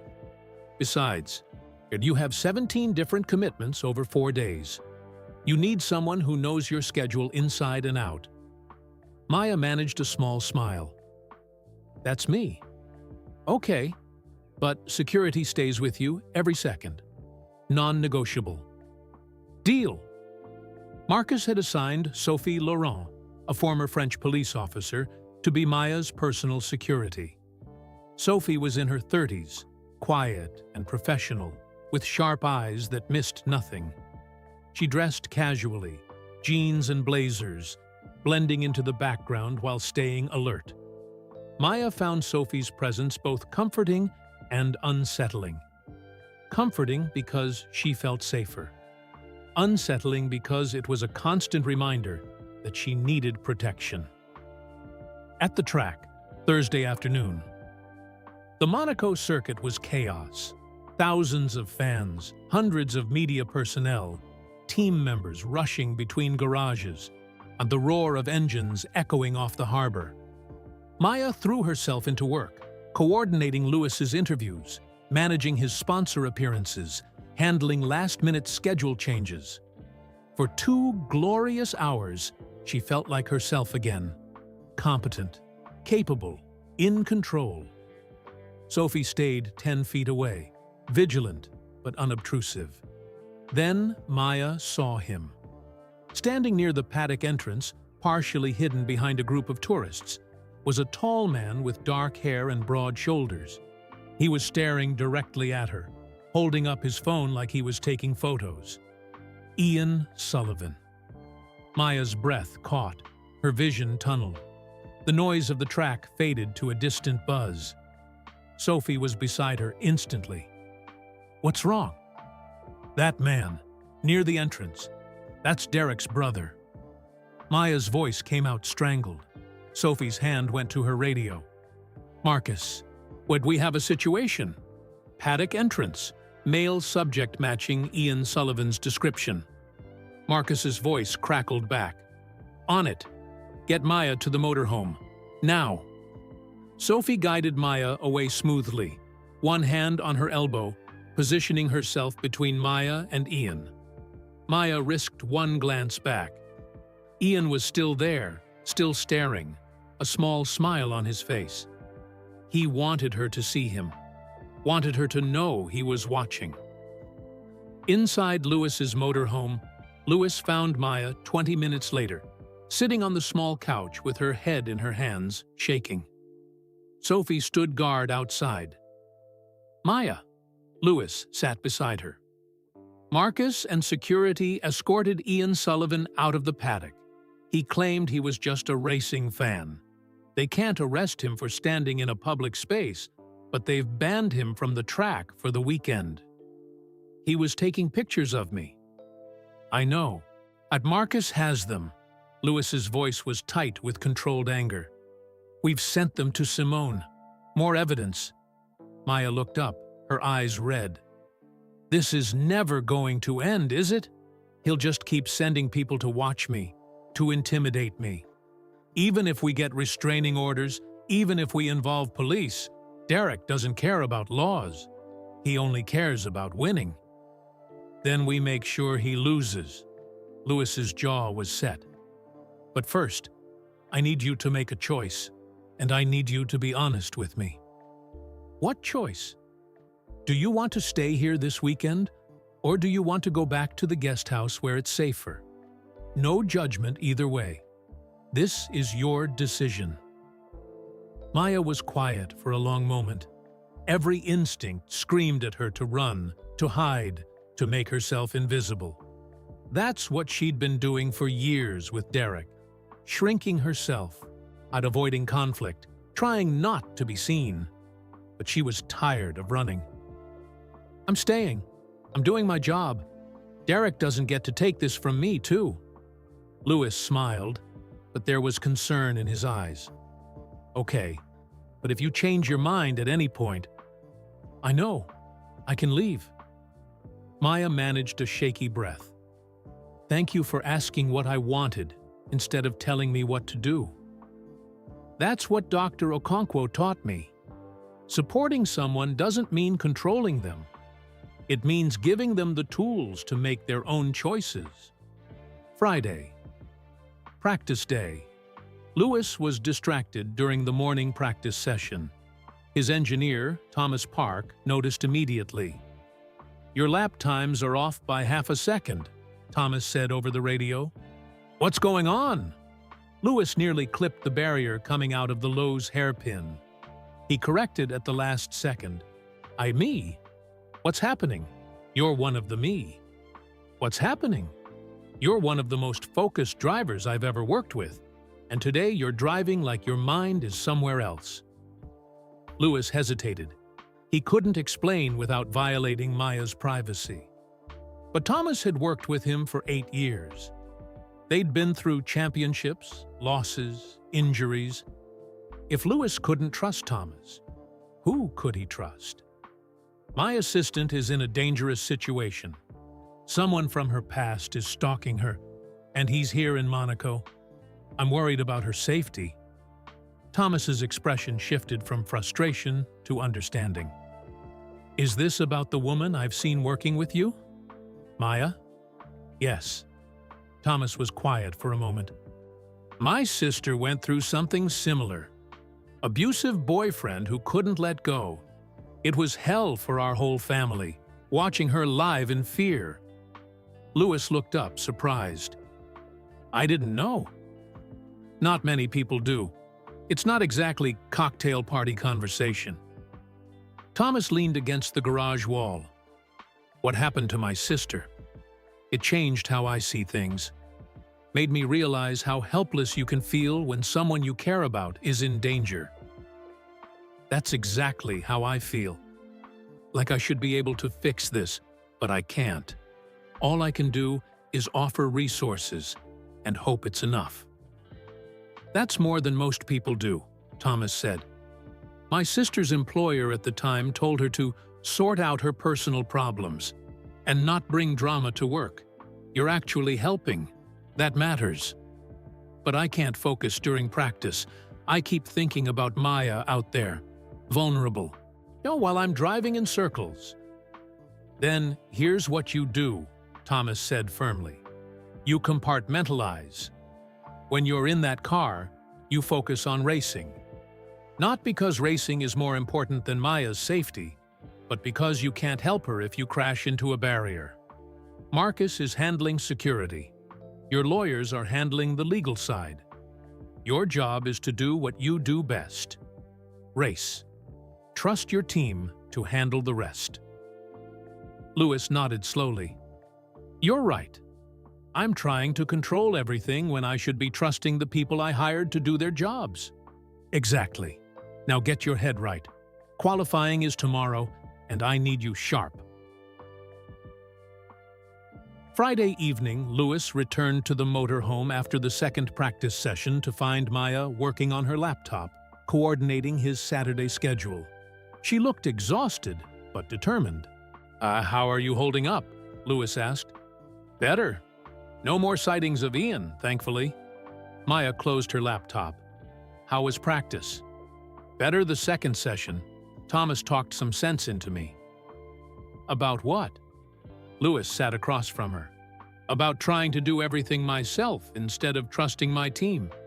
I've been treating your situation like a race, something I can strategize and optimize and win through sheer force of will. But that's not how this works." "No, it's not," Maya agreed softly. "Healing isn't linear.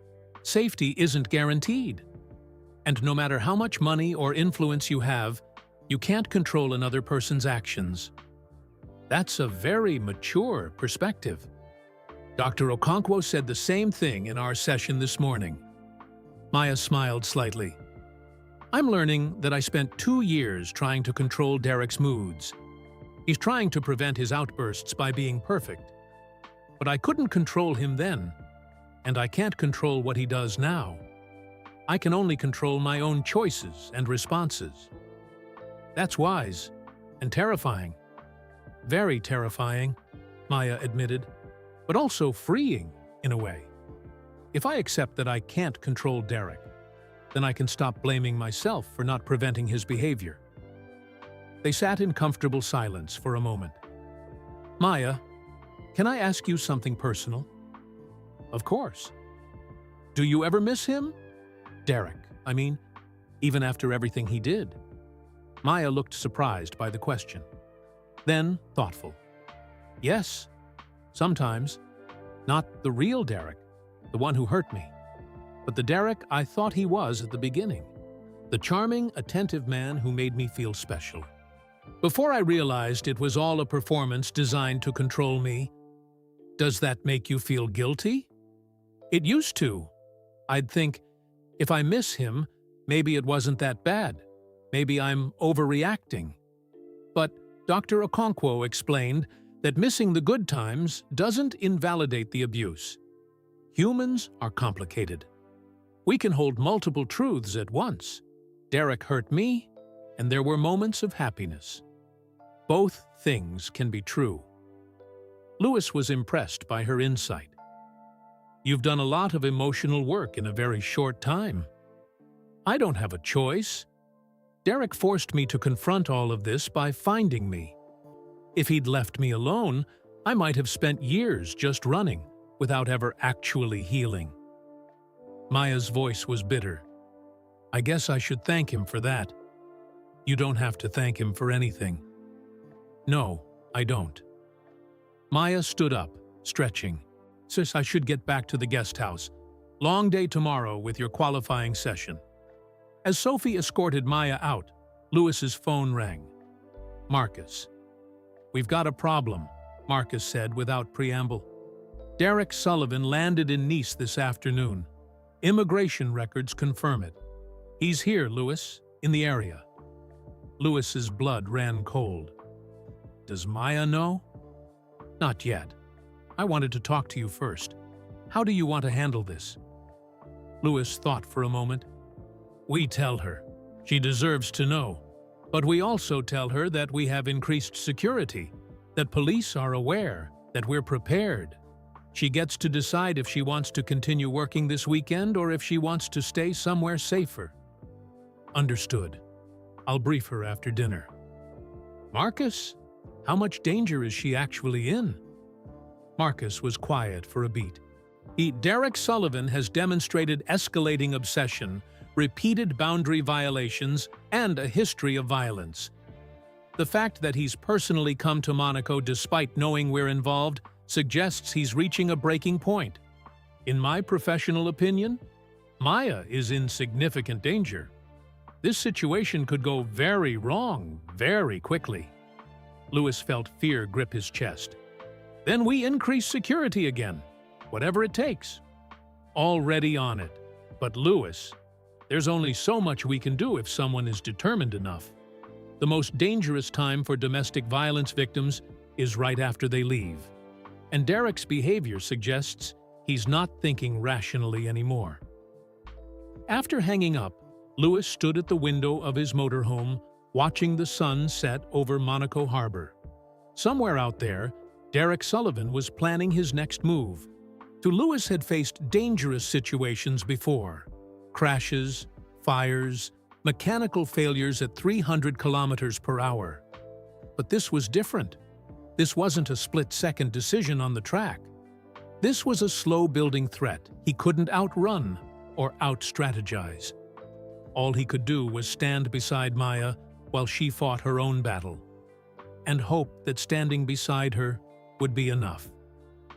Saturday morning, qualifying day, Maya woke to a text from Simone. Court hearing scheduled for Monday. We're filing for emergency restraining order and formal stalking charges. Need you to testify about Derek's behavior. Are you ready? Maya stared at the message. Testifying meant facing Derek, probably in the same room, reliving every moment of abuse in front of strangers, letting the world see her most vulnerable, broken moments. He would determine his starting position for Sunday's race. Maya watched from the garage, coordinating with his team, managing media requests, doing her job. But part of her mind was always on Derek, wondering where he was, what he was planning, when he would make his move. The qualifying session began. Lewis was brilliant in the first 2 rounds, setting fast times, looking confident. But in the final qualifying session, Q3, the most important round, something went wrong. Lewis was approaching the tunnel at high speed when his car suddenly twitched. He corrected, but overcorrected, the rear of the car sliding toward the barrier. For one heart-stopping second, Maya thought he would crash. Lewis caught it at the last possible moment, straightening the car and continuing. But he'd lost valuable time. Instead of pole position, he'd qualify 4th. In the garage afterward, Lewis was frustrated but controlled. What happened? He asked his engineers. You turned in too early, lost the rear. Your mistake, not the car's. Lewis knew what had really happened. For a split second, he'd been thinking about Maya, about Derek, about danger, and that split second of distraction had cost him. He found Maya in the motorhome, looking guilty. "I'm sorry," she said immediately. "I'm distracting you. I should have stayed away this weekend." "Stop," Lewis said firmly. "That mistake was mine, not yours. I let my concentration slip. That's on me, not you. But, no buts. I'm a professional athlete. Managing distractions is part of my job. Us can't help you if I'm not taking care of can't help you if I'm not taking care of myself, too. I've been so focused on your safety that I've neglected my own mental preparation. That's not sustainable." Maya looked stricken. "So, you're saying I should leave?" "I'm saying I need to find better balance, and I need to trust my team more. Marcus for security, Simone for legal, Dr. Okonkwo for emotional support. I've been trying to be everything to everyone, and that's not helping anyone." Maya nodded slowly. "Dr. Okonkwo told me something similar, that accepting help doesn't mean I'm weak. It means I'm smart enough to know I can't do everything alone." We're both learning that lesson, apparently. They sat together in the motorhome as the sun began to set. A day, the most chaotic, crowded day, the most chaotic, crowded, unpredictable day of the entire weekend. The perfect day for someone to make a move. Sunday morning, race day. Lewis woke at dawn, his body humming with pre-race adrenaline.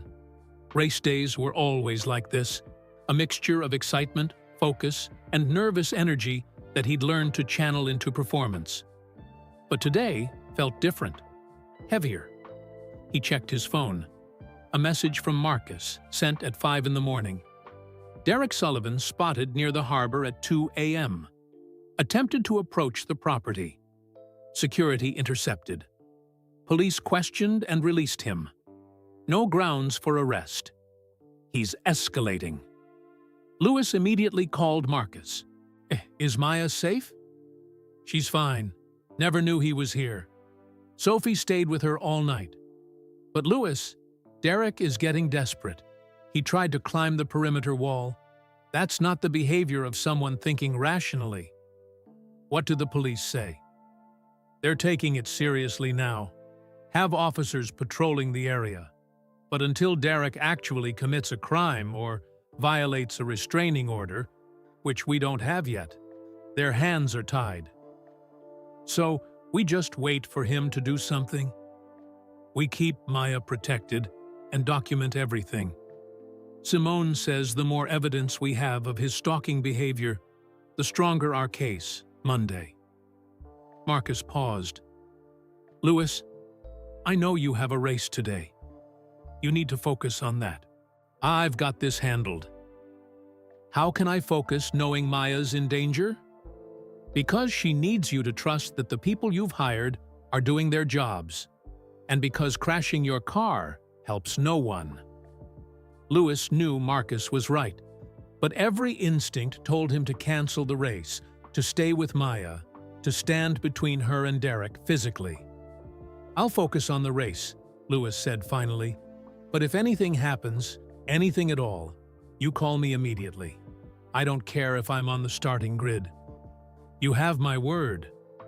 At the guest house, Maya sat in the garden, drinking coffee and trying to calm her nerves. Today was the race, the culmination of a week of work. She should be excited, proud of how smoothly everything had run despite the chaos.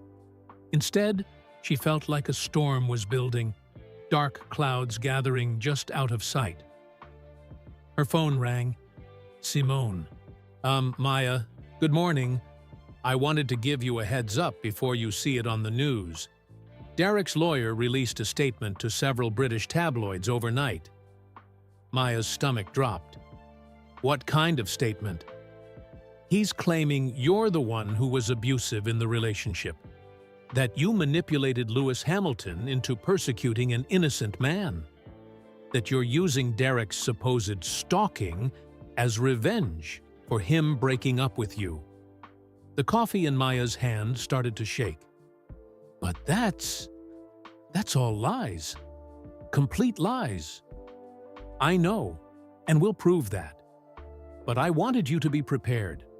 The tabloids will print anything scandalous, especially if it involves a celebrity like Lewis. Some people will believe Derek's version. How bad is it? The headline is, Lewis Hamilton's assistant accused of fabricating abuse claims. Ex-fiancé speaks out. There's a photo of you and Lewis from the paddock, with speculation about your relationship. Maya felt sick. This was Derek's strategy. If he couldn't get to her physically, he'd destroy her reputation. Make her look like a liar, a manipulator, a woman who cried abuse falsely. What do I do? Nothing right now. Don't respond, don't engage. Let me handle the legal response. And Maya? This is classic abuser behavior. When they can't control the victim anymore, they try to control the narrative. It's actually good news for our case. How is this good news? Because Derek just publicly claimed you're lying about the abuse. Which means when we present hospital records, photos, to police reports, and witness statements, his credibility is destroyed. He backed himself into a corner. After hanging up, Maya sat in the garden, her hands still shaking. She knew logically that Simone was right, but emotionally, she felt exposed, vulnerable, humiliated. Sophie appeared at the door. Everything okay? Derek's spinning lies to the press, saying I made everything up. Sophie sat down beside her. I've worked domestic violence cases for 12 years. Know what I've learned? Abusers always claim to be the real victim. It's their playbook. And people who know the signs see right through it.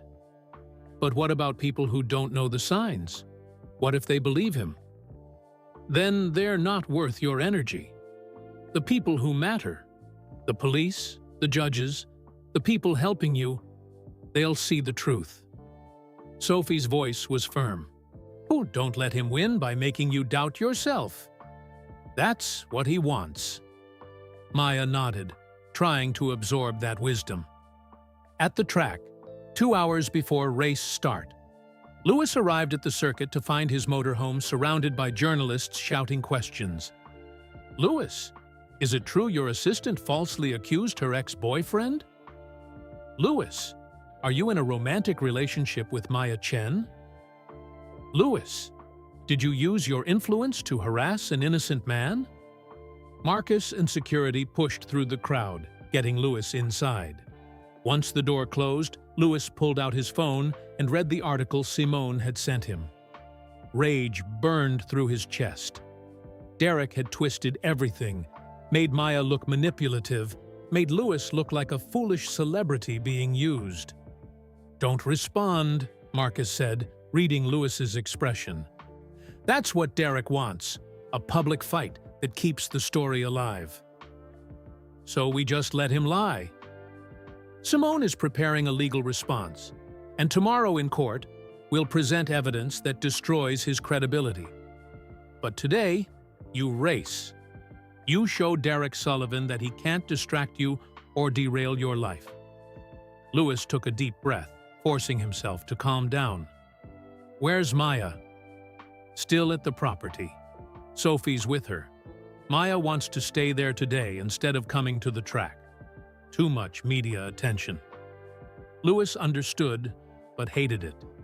Derek was winning, forcing Maya to hide, to shrink herself, to be afraid. Thomas Park entered the motorhome. Saw the articles, load of rubbish. How's Maya holding up? About as well as you'd expect. And you? Hey, can you focus on the race?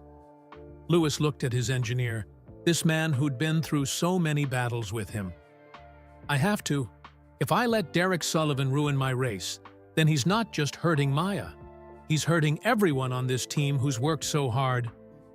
Thomas nodded approvingly. That's the mindset. Now let's go win this thing. The race begins.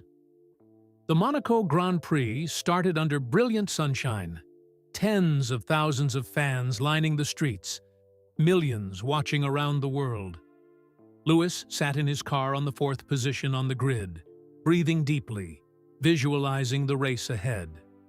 Focus. Just focus. Maya is safe. Marcus is handling it. Your job is to race. The lights went out. The race began. Lewis drove brilliantly for the first 30 laps. He passed one car, then another, moving into second place. And his engineer's voice over the radio was calm and encouraging. The car felt perfect.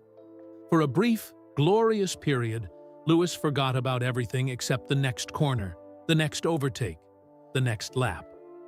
Then Marcus's voice broke through on his radio, something that never happened during a race. "Lewis, it's Marcus. Situation at the property. Derek Sullivan attempted entry. Security detained him. Maya is unharmed. Police on site." Lewis's concentration shattered. His foot hesitated on the throttle for just a moment entering the tunnel. The car behind nearly hit him. "Is she okay?" Lewis asked, his voice tight. "She's safe. Handled it herself, actually. I'll explain after. Stay focused. You need to finish this race." But Lewis couldn't focus anymore. His mind was at the property with Maya. What did Marcus mean she handled it herself?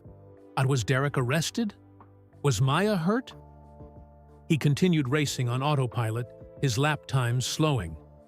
The car that was behind him overtook. Lewis didn't fight it. His engineer was saying something over the radio, but Lewis couldn't process the words. Then something clicked in Lewis's mind. A memory of Thomas's words. "Trust your team to handle the rest. You can't help her if you crash." And Maya's words from yesterday. "Derek doesn't get to take this from me, too." If Lewis gave up now, if he let Derek's actions ruin his race, then Derek won. He would have successfully disrupted both their lives, made them both powerless. No. Lewis gritted his teeth and pressed the accelerator harder. He cleared his mind of everything except driving. Corner by corner, lap by lap, he clawed back focus. He couldn't retake the positions he'd lost, but he could finish strong. What actually happened at the property? While Lewis was racing, Maya sat in the guest house reading when Sophie's radio crackled urgently. "Security breach. Male approaching the guest house. It's Derek Sullivan." Sophie moved faster than Maya had ever seen, positioning herself between Maya and the door. "Stay behind me. Do not open that door under any circumstances." Maya's heart hammered. Through the window she saw him. Derek. Taller than she remembered. More desperate looking. His expensive suit was wrinkled, his hair messy. He looked like a man coming apart at the seams. He began pounding on the door. "Maya! I know you're in there. We need to talk. You can't just run away from me." Maya felt paralyzed, transported back to every moment of fear she'd experienced with him. Her body wanted to freeze, to hide, to disappear. But then something inside her shifted. She'd spent 2 years being terrified of this man. 2 years letting his anger control her behavior. 2 years making herself smaller so his rage would have less to target. She was done being small. Maya picked up her phone and started recording. Then, instead of hiding, she walked to the door. Sophie tried to stop her, but Maya shook her head. "Derek," Maya called through the door, her voice steadier than she felt. "I'm recording this. The police are on their way. If you don't leave, you'll be arrested." Derek's voice changed, became the charming, reasonable Derek she remembered from their early days. "Baby, please, let's just talk. I came all this way. Just 5 minutes. That's all I'm asking." "No. You destroyed my life. You humiliated me. Everyone knows you left me, and you're going to pay for what you did." There it was, the real Derek. The mask had slipped. I left because you hurt me, Maya said, her voice clear and strong. Repeatedly. I have hospital records, photos, witnesses. If you don't leave right now, I'm pressing charges for stalking, harassment, and trespassing. This ends today. On my terms. My terms? Derek laughed bitterly. You don't get to have terms. You're nothing without me. A nobody. You think Lewis Hamilton actually cares about you? You're just his assistant. He'll throw you away the second you become inconvenient. Maya felt tears sting her eyes, but she kept her voice steady. Security is 60 seconds away, Derek. Leave now or face arrest. Your choice. Derek tried to kick the door. Sophie's hand went to her weapon, ready to act if he breached. But before he could kick again, 4 security guards arrived, restraining Derek quickly and professionally. Maya watched through the window as they held him, as police cars arrived with sirens wailing, as Derek screamed and struggled and made a complete spectacle of himself. She kept recording everything.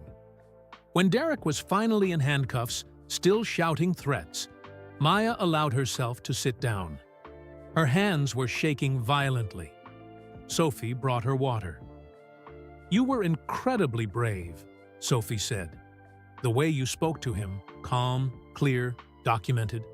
You gave us exactly what we needed. I don't feel brave. I feel terrified. Bravery isn't the absence of fear. It's acting despite fear. That's what you just did. Marcus arrived minutes later. Maya, are you all right? Did he hurt you? No. Sophie kept me safe. Maya looked up at Marcus. Is he arrested? Or really arrested this time? Yes. Breaking and entering, trespassing, violating peace. Plus, we have your recording showing he threatened you. Combined with all the previous evidence, prosecutors have enough to hold him and push for serious charges. Maya felt something release in her chest. Relief, exhaustion, triumph, fear. Does Lewis know? I told him there was a situation, but that you were safe. I didn't want to distract him more than necessary during the race. Marcus sat down beside her. But Maya, I need to tell you something. What you did just now, standing your ground, documenting everything, refusing to be intimidated, that was extraordinary. You took your power back. Maya started crying then, not from fear or sadness, but from the overwhelming realization that she'd faced her worst nightmare and survived. She'd looked Derek in the eye and said no. She'd set boundaries and enforced them. She'd saved herself. After the race, Lewis finished the race in 3rd place, not the win he'd hoped for, but a podium finish nonetheless. On the platform spraying champagne, he searched the crowd for Maya. She wasn't there. As soon as the ceremonies ended, he found Marcus. Tell me everything. Marcus walked him through the whole incident, showing him the video Maya had recorded. Lewis watched Derek pounding on the door, heard Maya's steady voice telling him to leave, saw Derek being arrested. Where is she now? Still at the property. Dr. Okonkwo is with her. Police took her statement. She's processing everything. Lewis drove home faster than he should, his heart still racing from both the race and the fear of what could have happened to Maya. He found her in the guest house garden with Dr. Okonkwo. Maya looked exhausted, but somehow lighter, like a weight had been lifted. Lewis! Maya stood up, tears immediately filling her eyes. I'm so sorry I ruined your race.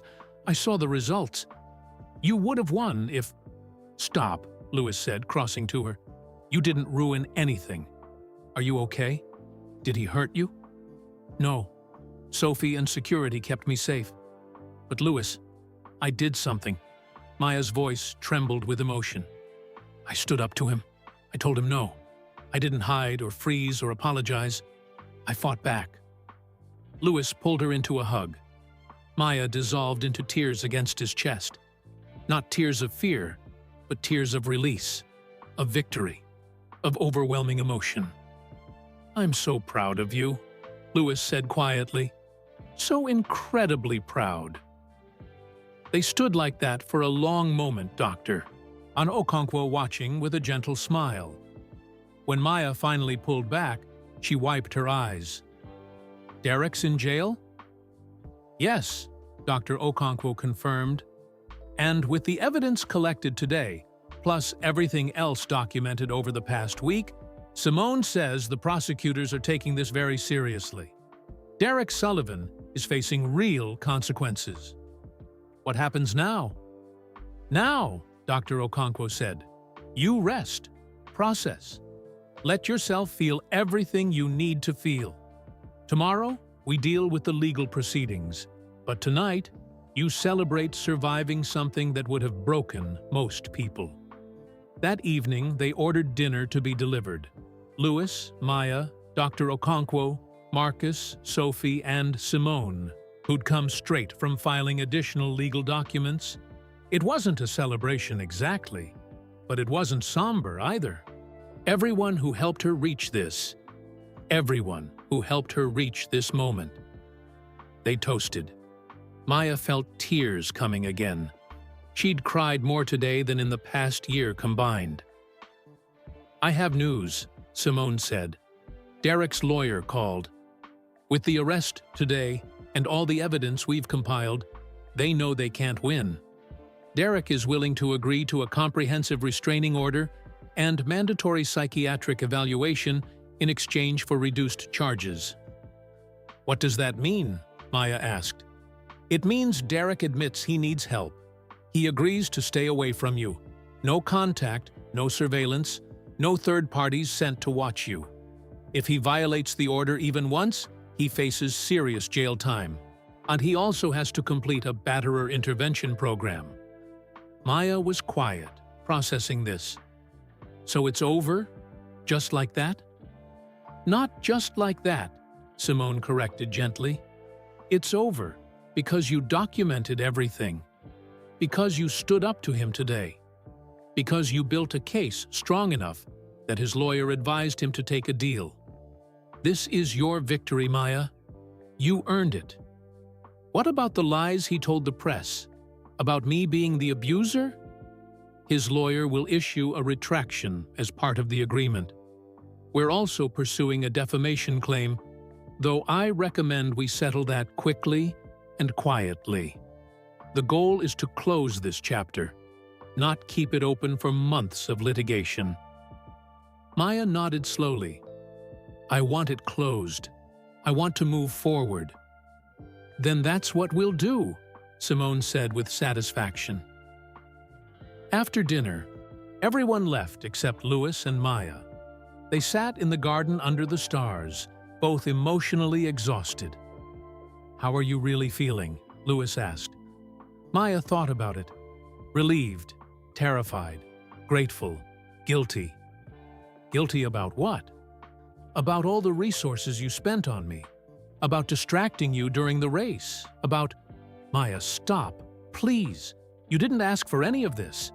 Derek created this situation. You just survived it. Lewis turned to look at her.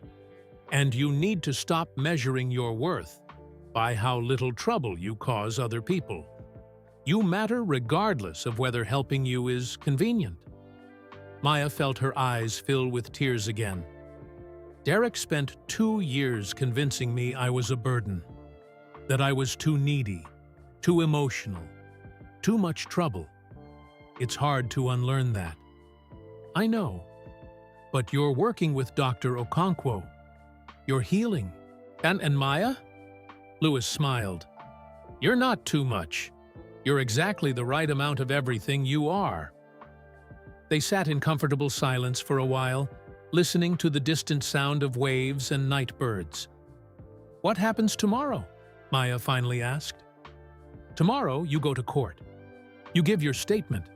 You look Derek in the eye one last time, and you take away his power permanently. Lewis paused. And I'll be there with you. If you want me there. You'd do that? Maya, I do a lot more than that. You've become—" Lewis struggled for the right words. "You've become important to me, not just as an employee, as a person I care about. I want to see you heal and thrive and build the life you deserve." Maya looked at this man who'd shown her what real support looked like, what kindness without control looked like. "I helping me believe in myself."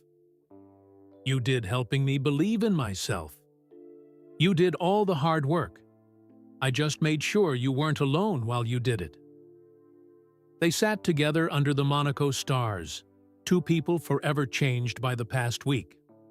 Tomorrow would bring more challenges: court hearings, legal proceedings, the slow work of healing from trauma. But tonight, Maya could finally breathe without fear. Derek Sullivan was in a jail cell where he belonged, and Maya Chen was free. Not perfectly healed, not undamaged, but free. And that was enough for now. Monday morning. The courthouse. Maya stood outside the Monaco courthouse, her hands clasped tightly in front of her. Lewis stood beside her, a steady presence. Marcus and Sophie flanked them, scanning the crowd of journalists and photographers. "You don't have to do this," Lewis said quietly. "Simone can present the evidence without your testimony if you're not ready." "No." Maya's voice was firm despite her shaking hands. "I need to do this. I need to face him one more time and tell the truth. All of it." Lewis noticed the emphasis on "all of it," but didn't push. Maya had been quiet during breakfast, withdrawn in a way that worried him. Simone emerged from the courthouse.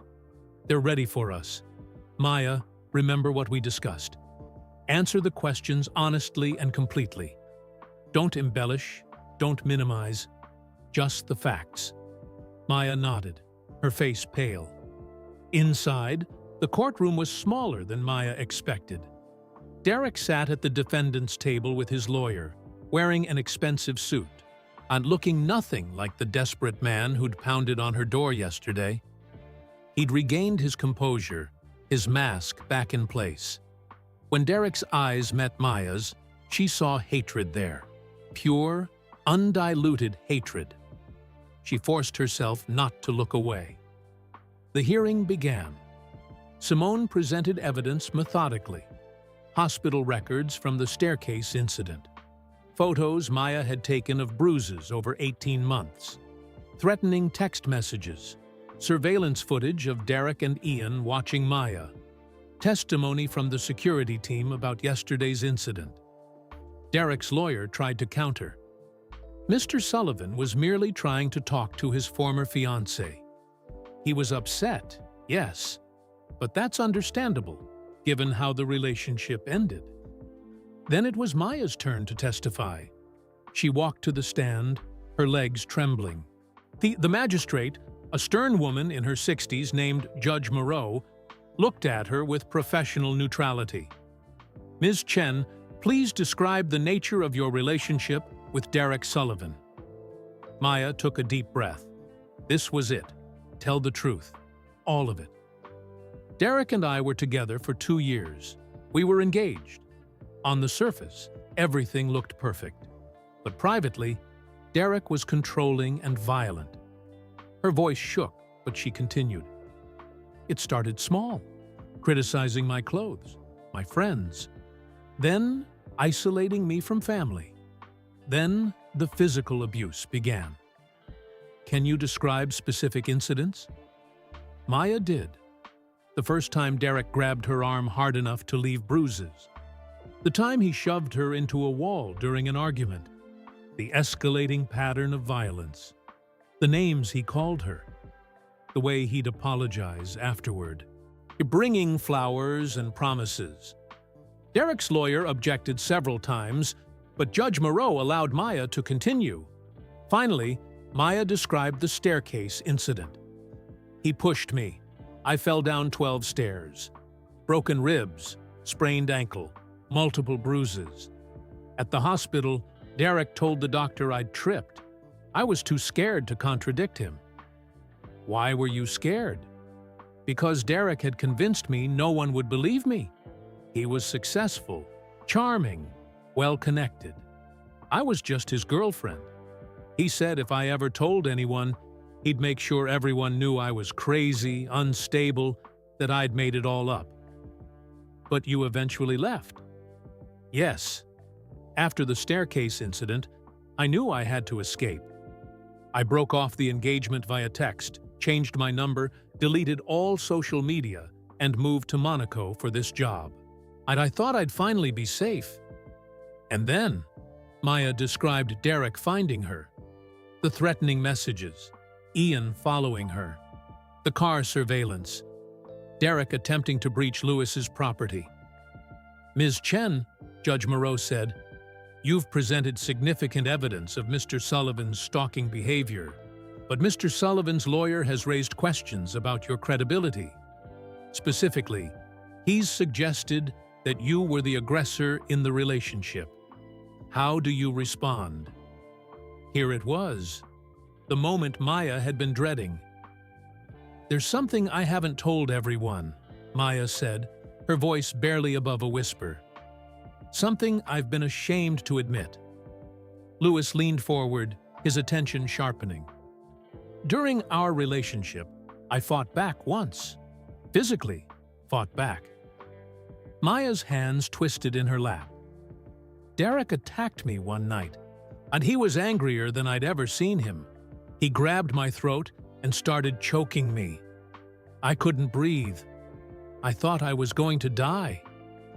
The courtroom was completely silent. I grabbed a lamp from the nightstand and hit him with it. He released me, fell backward, started bleeding from his forehead. Needed 7 stitches. Derek's lawyer sat up straighter, sensing opportunity. "Derek called the police that night," Maya continued, tears streaming down her face. "He told them I'd attacked him unprovoked, that I was violent and unstable. The police came. They saw Derek bleeding. They saw me with marks on my neck. But Derek said I'd done that to myself to make him look bad." "What happened then?"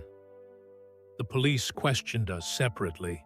I showed them photos on my phone, months of documented injuries. I showed them the bruising on my throat. I told them Derek had been abusing me for over a year. They saw through his story. No charges were filed against me. But Derek..." Maya's voice broke. "Derek has told everyone since then that I'm the violent one, that I attacked him, that I'm lying about everything to cover up my own abuse." "And is that true?" Judge Moreau asked directly. "No. I defended myself when I thought I was going to die. That's not abuse. That's survival." Maya looked directly at Derek for the first time since starting her testimony. "But part of me has carried guilt about hitting him ever since. Part of me wondered if I was just as bad as him. If I had become the monster he always said I was." Simone stood up. "Your Honor, we have the police report from that night. It clearly states that officers observed defensive wounds on Ms. Chen consistent with strangulation, and that Mr. Sullivan's injury was determined to be consistent with self-defense. No charges were filed because it was obviously a case of a victim fighting back against an attacker." Derek's lawyer tried to argue, but Judge Moreau held up a hand. "I've reviewed that police report. Ms. Chen's account is consistent with the officer's findings. Fighting back against someone who is strangling you is not abuse, Mr. Sullivan. It's self-preservation." Derek exploded. "She's lying! She attacked me! She's manipulated everyone. The police, Lewis Hamilton, all of you. She's a liar and—" "Mr. Sullivan," Judge Moreau's voice cracked like a whip. "Control yourself, or you will be removed from this courtroom." Derek's lawyer grabbed his arm, whispering urgently. Derek sat back, his face red with rage, but silent. Judge Moreau turned back to Maya. "Ms. Chen, why didn't you disclose this incident earlier in the proceedings? Because I was ashamed. Because Derek spent months convincing me that defending myself made me just as bad as him. Because I was afraid people would believe his version, that I was the violent one. Maya wiped her tears. But Dr. Okonkwo helped me understand something. A prisoner who fights their captor isn't a criminal. They're trying to survive. That's all I was doing. Surviving. Louis felt his heart shatter and rebuild simultaneously. This was the truth Maya had been carrying. Not just the shame of being abused, but the complicated guilt of having fought back. Judge Moreau was quiet for a long moment, reviewing documents. Finally, she spoke. I've seen hundreds of domestic violence cases in my career. And I've learned to recognize certain patterns. Mr. Sullivan, your behavior over the past week, the stalking, the threatening messages, the surveillance, the attempted break-in, all of it demonstrates a consistent pattern of controlling, obsessive conduct. Combined with Ms. Chen's documented history of injuries, hospital records, and police reports, the evidence is overwhelming. Derek started to speak, but his lawyer silenced him. Furthermore, Judge Moreau continued, your attempt to portray Ms. Chen as the aggressor because she defended herself during a strangulation attack is both legally and morally reprehensible. Self-defense is not abuse. Fighting back is not equivalent to being an abuser. She looked at Derek with unmistakable disgust. Mr. Sullivan, I am issuing a comprehensive 5-year restraining order. You are prohibited from contacting Ms. Chen directly or indirectly. You cannot come within 500 meters of her. You cannot research her, surveil her, or send others to do so on your behalf. Any violation will result in immediate arrest and prosecution. Additionally, you are required to complete a 52-week batterer intervention program and undergo psychiatric evaluation. Should you fail to comply with any of these conditions, you will face criminal charges for stalking, harassment, and assault. Derek's face was white with fury, but he said nothing. Ms. Chen, Judge Moreau said, her tone softening, I want you to know that I believe you. Your testimony was credible, your evidence was substantial, and your courage in coming forward is commendable. You are not at fault for what happened to you, and defending yourself was not wrong. It was survival. Maya nodded, unable to speak through her tears. This hearing is concluded. Outside the courthouse, Maya collapsed against Louis the moment they were outside, her body shaking with sobs. Not just relief, but the release of months, years of shame and guilt she'd been carrying. Louis held her, not caring about the photographers snapping pictures, not caring about anything except making sure Maya knew she wasn't alone. You were so brave, he said quietly. So incredibly brave. I was terrified, Maya sobbed. Terrified people would think I was just as bad as him. That hitting him made me a liar. Fighting back doesn't make you an abuser, Louis said firmly. It makes you a survivor. Dr. Okonkwo approached, having watched from the gallery. Maya, in there, Dr. Okonkwo said. Telling the in there, Dr. Okonkwo said. Telling the whole truth, including the part you were most ashamed of. That was one of the most courageous things I've ever witnessed. I feel like everyone's going to judge me now. Everyone knows I hit him. And everyone also knows why. Context matters, Maya. You weren't beating Derek regularly. You weren't controlling his behavior or isolating him from loved ones. You defended yourself once, in a moment of mortal danger, against someone who had been systematically abusing you for months. Those are not equivalent situations.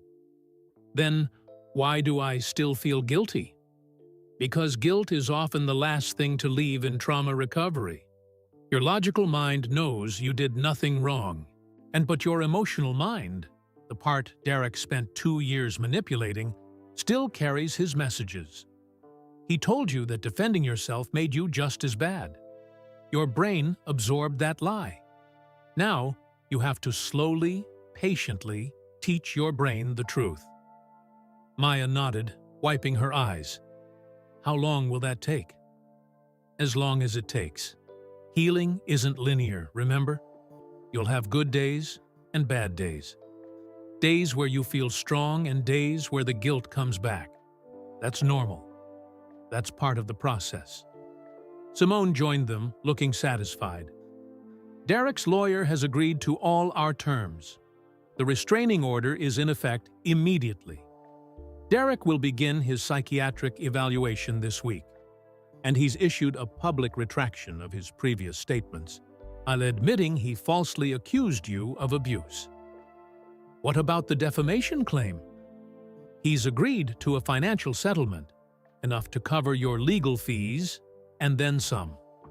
More importantly, he's agreed to never speak about you publicly again, under penalty of further legal action. Maya felt something loosen in her chest. So it's really over? The legal part is over. Now comes the healing part. That's often harder, but also more rewarding. That evening, Lewis's property. Lewis found Maya sitting in the garden, staring at nothing. He sat beside her, not speaking, just present. After a long silence, Maya spoke. "Can I ask you something?" "Anything." "Do you think less of me, now that you know I hit Derek?" Lewis turned to face her fully. "Maya, no, absolutely not. If anything, I'm even more in awe of your strength." "But I hurt him." "Oh, think Derek is lucky you only hit him. Think Derek is lucky you only hit him once. He was choking you. You thought you were dying. Most people would have done whatever it took to survive that moment. The fact that you still carry guilt about it shows how deeply his manipulation affected you." Dr. Okonkwo said something similar. "Because it's true. Maya, listen to me. A prisoner who fights their captor. You said that yourself in court. That's what you were. Derek's prisoner. And you fought your way to freedom. There's no shame in that. Only courage." Maya was crying again, but quietly this time. "I've been so scared to tell anyone about that night. Scared they'd see me differently. I scared they'd believe Derek's version." "Did you see how Judge Moreau looked at Derek when he tried to use that against you? She saw right through him. Everyone who matters sees through him. What about the people who don't matter? The ones reading tabloids and judging me? You can't control what strangers think. You can only control how you respond to their judgments. And the best response is to heal, to build a life you love, and to let their opinions fade into irrelevance." Maya was quiet for a moment. Then she said something that surprised Lewis. "You know what I realized today in that courtroom?" "What?" "I'm stronger than I ever gave myself credit for. Not because I never broke down, but because I kept going even when breaking down felt impossible to survive. I left Derek. I moved countries. I built a new life. And I stood up to him multiple times. I testified in court and told the truth, even the parts that made me look bad." Maya looked at Lewis with something like wonder. "I did all of that. Me. I saved myself." Lewis smiled, feeling pride swell in his chest. "Yes, you did. You helped. You gave me resources and support and belief when I couldn't believe in myself. But you're right. I did the hard work. I made the choices. I took back my power."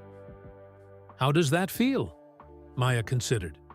"Terrifying, empowering, exhausting, like standing on the edge of a cliff, knowing I could fall but also knowing I could fly." "That's a beautiful way to describe it."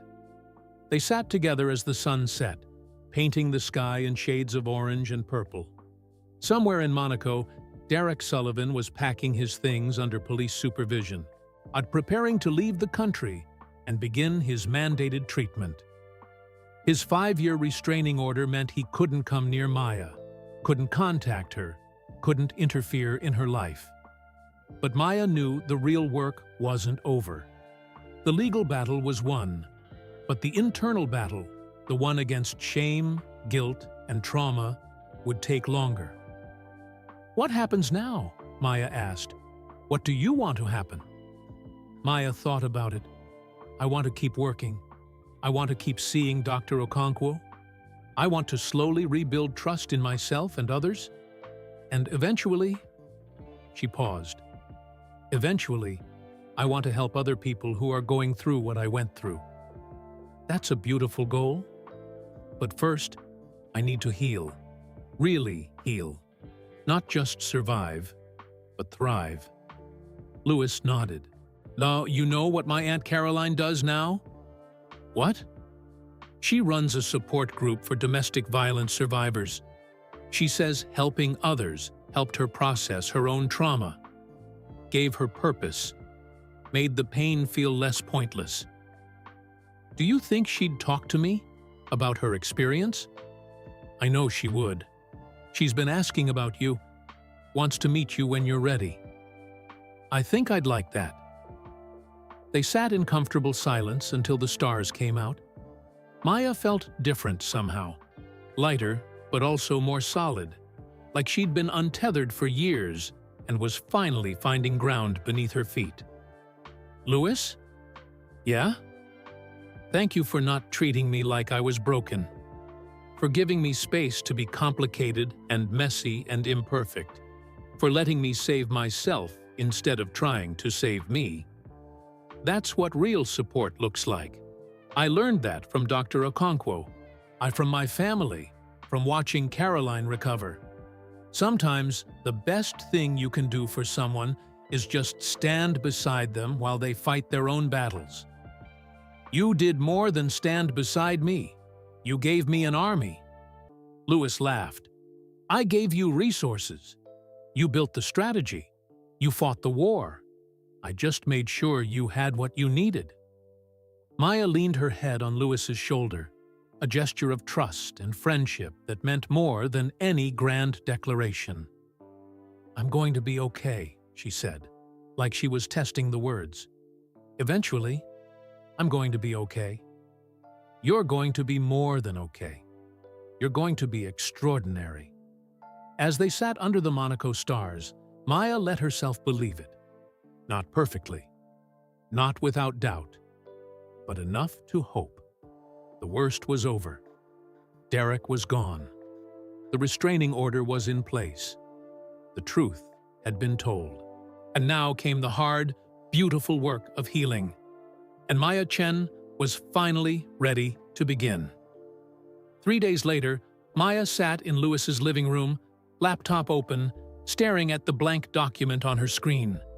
Dr. Okonkwo sat beside her, a calm presence. "You don't have to do this," Dr. Okonkwo reminded her gently. "The legal battle is won.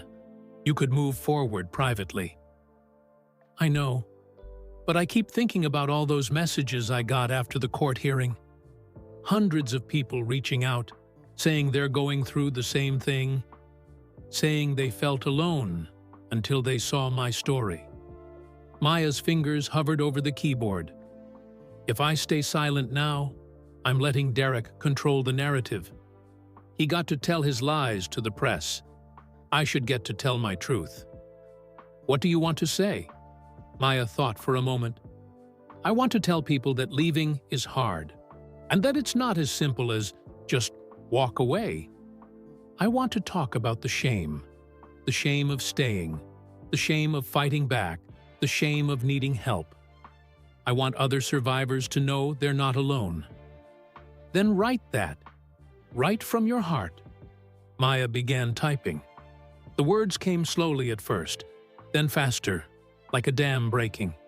She wrote about meeting Derek, about how the abuse started small and grew, about the isolation, the fear, the moment she finally left, about being found, about fighting back and the guilt that followed.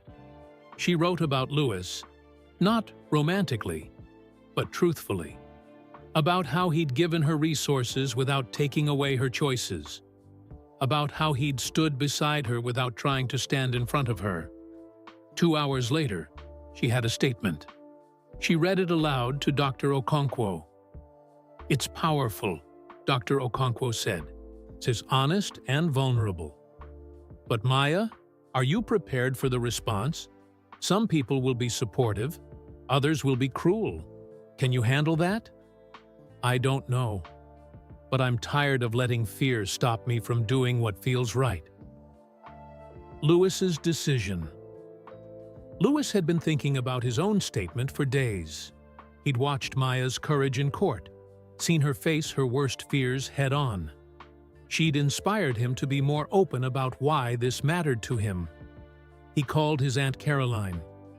"I want to share your story, with your permission. Not all the details, but the basic truth, that I grew up watching you survive domestic violence, and that experience shaped how I see the world." Caroline was quiet for a moment. "Are you sure? That's very personal, Louis. It could open you up to criticism." "I know, but if my platform can help even one person leave an abusive situation, isn't it worth it?" "Then yes, you have my permission. Tell our story." Louis wrote his own statement. He talked about being 7 years old, watching someone he loved suffer, about feeling helpless, about learning that leaving takes more courage than most people can imagine, about why he believed survivors, supported them, and used his resources to help when he could. He ended with a direct message. "If you're in danger, please reach out. There are people who will believe you. Organizations that can help. You don't have to do this alone." The press conference. Simone arranged a joint press conference, something neither Louis nor Maya had initially wanted, but both agreed was necessary. Better to control the narrative than let tabloids fill in the gaps.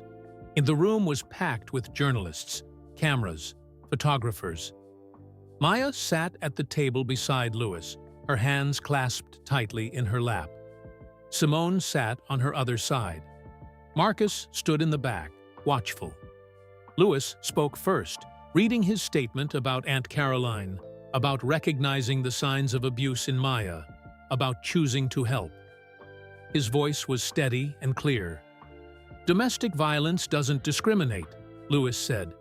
"It affects people of every background, every income level, every education.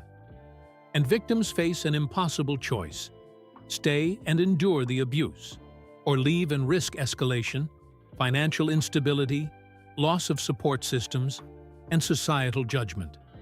He paused, looking at Maya. "Maya Chen is one of the bravest people I know. Not because she never felt fear, but because she acted despite overwhelming fear. She left. She rebuilt. She stood up to her abuser multiple times. She testified in court and told the truth, even the parts that were hardest to share. That's courage." Then it was Maya's turn. Her hands shook as she unfolded her statement, but her voice was surprisingly strong. "My name is Maya Chen. I am a survivor of domestic violence." She took a breath. "For 2 years, I was in a relationship with someone who systematically controlled, isolated, and hurt me. On the outside, everything looked perfect. But behind closed doors, I lived in constant fear." She read her statement slowly, pausing when emotions threatened to overwhelm her. She talked about the shame of staying, the terror of leaving, the guilt of fighting back. "I want to talk about something that isn't discussed enough," Maya said. "Fighting back. During my relationship, my abuser attacked me violently. In self-defense, I hit him with a lamp. He needed stitches. And ever since, he's told everyone that I was the violent one, that I'm a liar covering up my own abuse." The room was completely silent. But fighting back isn't abuse. Self-defense isn't equivalent to being an abuser. A prisoner who fights their captor isn't a criminal. They're trying to survive. I want every survivor who's ever defended themselves to know, you are not the bad guy in your story. You did what you had to do to stay alive. Maya's voice cracked, but she continued. I also want to talk about asking for help. For months, I believed I had to handle everything alone. That needing help made me weak. But accepting support from Lewis, from lawyers, from counselors, from security professionals, that wasn't weakness. That was wisdom. That was strength. She looked directly into the cameras. If you're in an abusive relationship right now, please know, you're not alone. It's not your fault. Leaving is hard, the hardest thing you might ever do. But it's possible. And there are people who will help you, believe you, and stand beside you while you rebuild your life. Maya folded her statement, tears streaming down her face. I'm not perfectly healed. I still have bad days. I still struggle with guilt and fear and trauma. But I'm healing. And if I can do it, so can you. The journalists erupted with questions. Simone fielded them carefully, protecting Maya from the most invasive inquiries. One journalist asked, Ms. Chen, do you worry that coming forward will make you a target for criticism? Yes, Maya answered honestly. But staying silent felt like letting my abuser win. I'd rather face criticism and help other survivors than stay quiet and let people suffer alone. Another asked Lewis, some people are saying you're using your platform inappropriately, that you shouldn't involve yourself in employees' personal lives. How do you respond? I respond by saying that when you see someone in danger, you help, period. Maya wasn't just my employee. She's a human being who deserved safety and support.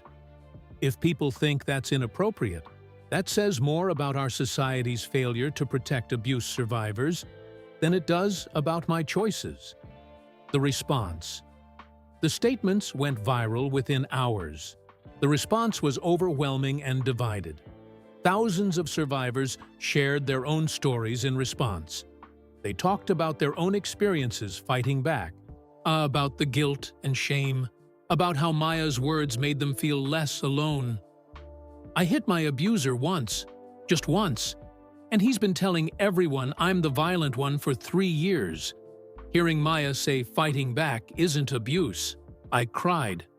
Thank you. I left my abuser 6 months ago. Reading this made me realize I don't have to do this alone. I'm going to call a domestic violence hotline today. To everyone saying Maya should have just left sooner, it took me 7 attempts to leave my abuser. 7 times. Each time he convinced me to come back. Please stop judging survivors. You have no idea how hard it is. But there was also backlash. People questioned Maya's credibility, accused her of using Lewis for money and fame, said if the abuse was real, she would have called police sooner. Derek's friends and family defended him on social media, claiming Maya was lying, that Derek was the real victim, that this was a witch hunt orchestrated by a celebrity with too much money. Maya sat in the guest house that evening, scrolling through responses on her phone. The supportive messages made her cry with gratitude. The cruel ones made her stomach twist. Lewis found her there, tears streaming down her face. Hey, you okay? People are calling me a gold digger, saying I faked everything to get access to your money, saying I'm a liar and a manipulator, and Maya's voice broke. Lewis sat beside her. Look at me. Those people don't know you. They don't know what you survived. Their opinions are based on ignorance and prejudice, not truth. But what if they convince other people? What if everyone starts believing Derek's version? Then those people were never going to believe you anyway. Maya, You can't control what strangers think. You told your truth. You helped countless survivors feel less alone. That's what matters. Dr. Okonkwo had warned Maya about this, the cost of going public. But knowing it intellectually and experiencing it emotionally were different things. I just keep thinking about all the people who will read those comments and decide not to speak up about their own abuse because they're afraid of being called liars. And I keep thinking about all the people who read your statement and found the courage to leave, to call a hotline, to believe they deserved better. Lewis pulled up a different thread on his phone. Look at this. It was a hashtag. Hashtag I stood up too.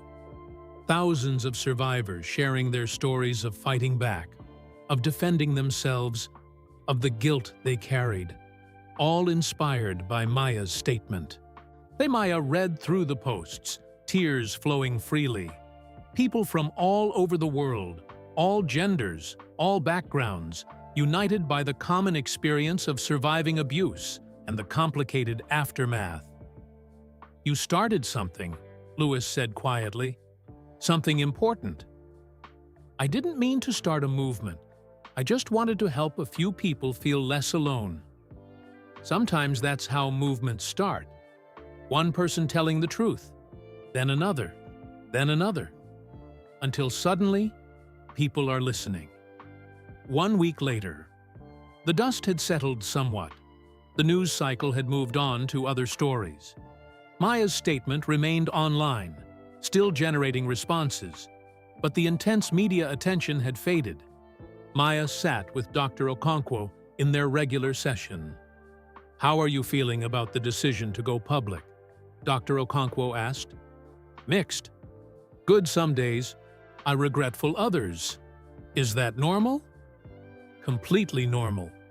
You did something brave and vulnerable. Of course you have complicated feelings about it. I got an email yesterday from a woman in London. She said she'd been planning to go back to her abuser because she missed him and felt guilty for leaving. Then she read my statement. She said it helped her understand that missing him was normal, but going back would still be dangerous. She's staying away.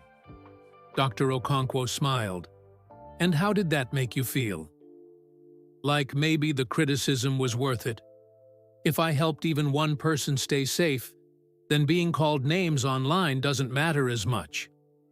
That's a healthy perspective. But Maya, I want to make sure you're not measuring your worth by how useful you are to others. You matter regardless of whether your story helps people. You understand that, right? Maya was quiet. I'm working on it. Derek spent so long telling me my only value was in serving his needs. It's hard to unlearn that. It takes time, but you're doing the work. That's what matters. At work, Maya had officially returned to her duties as Lewis's assistant. The Monaco Grand Prix was over, but the racing season continued. They had back-to-back races coming up, Barcelona next weekend, then Canada 2 weeks later. She sat in Lewis's apartment, reviewing his schedule when he asked, "Are you sure you want to keep this job?" Maya looked up, surprised. "What do you mean?" "I mean, after everything that's happened, if you want to do something different, start fresh somewhere new, take time off, whatever, I'll support that. You're not obligated to stay just because I helped you." "Do you want me to leave?" "No. You're the best assistant I've ever had, but I want to make sure you're staying because you want to, not because you feel you owe me something." Maya considered this. "I want to stay. This job makes me feel capable and competent. It gives me structure. And honestly, working with you has shown me what a healthy professional relationship looks like. I need that right now." "Okay, but if that changes, tell me. No judgment, no hard feelings." "Deal." Maya smiled. "Besides, you're terrible at managing your own schedule. You'd be lost without me." Lewis laughed. "Probably true." Aunt Caroline's visit. 2 weeks after the court hearing, Aunt Caroline flew to Monaco. She'd asked to meet Maya, and Maya had nervously agreed. They met at a quiet cafe overlooking the harbor. Caroline was in her 50s, warm and open, with Louis's same kind eyes. "I thank you for meeting me," Caroline said. "I know this might be strange." "Thank you for coming. Louis has told me so much about you." They talked for 3 hours. Caroline shared her story, the abuse, the leaving, the years of recovery. She was honest about the hard parts, the times she almost went back, the guilt that still occasionally surfaced, the complicated grief of losing the person she thought her abuser was. "The worst part for me," Caroline said, "was the shame. I was educated, independent, strong. How could I let someone treat me that way? That's what I kept asking myself." "I've asked myself the same thing," Maya admitted. "Here's what I learned. Abuse doesn't happen because victims are weak or stupid. It happens because abusers are manipulative and calculating. They choose their victims carefully, and they break you down gradually, so slowly you don't realize what's happening until you're trapped. Derek used to say I was too sensitive, that I overreacted to everything, that no one else would ever want me."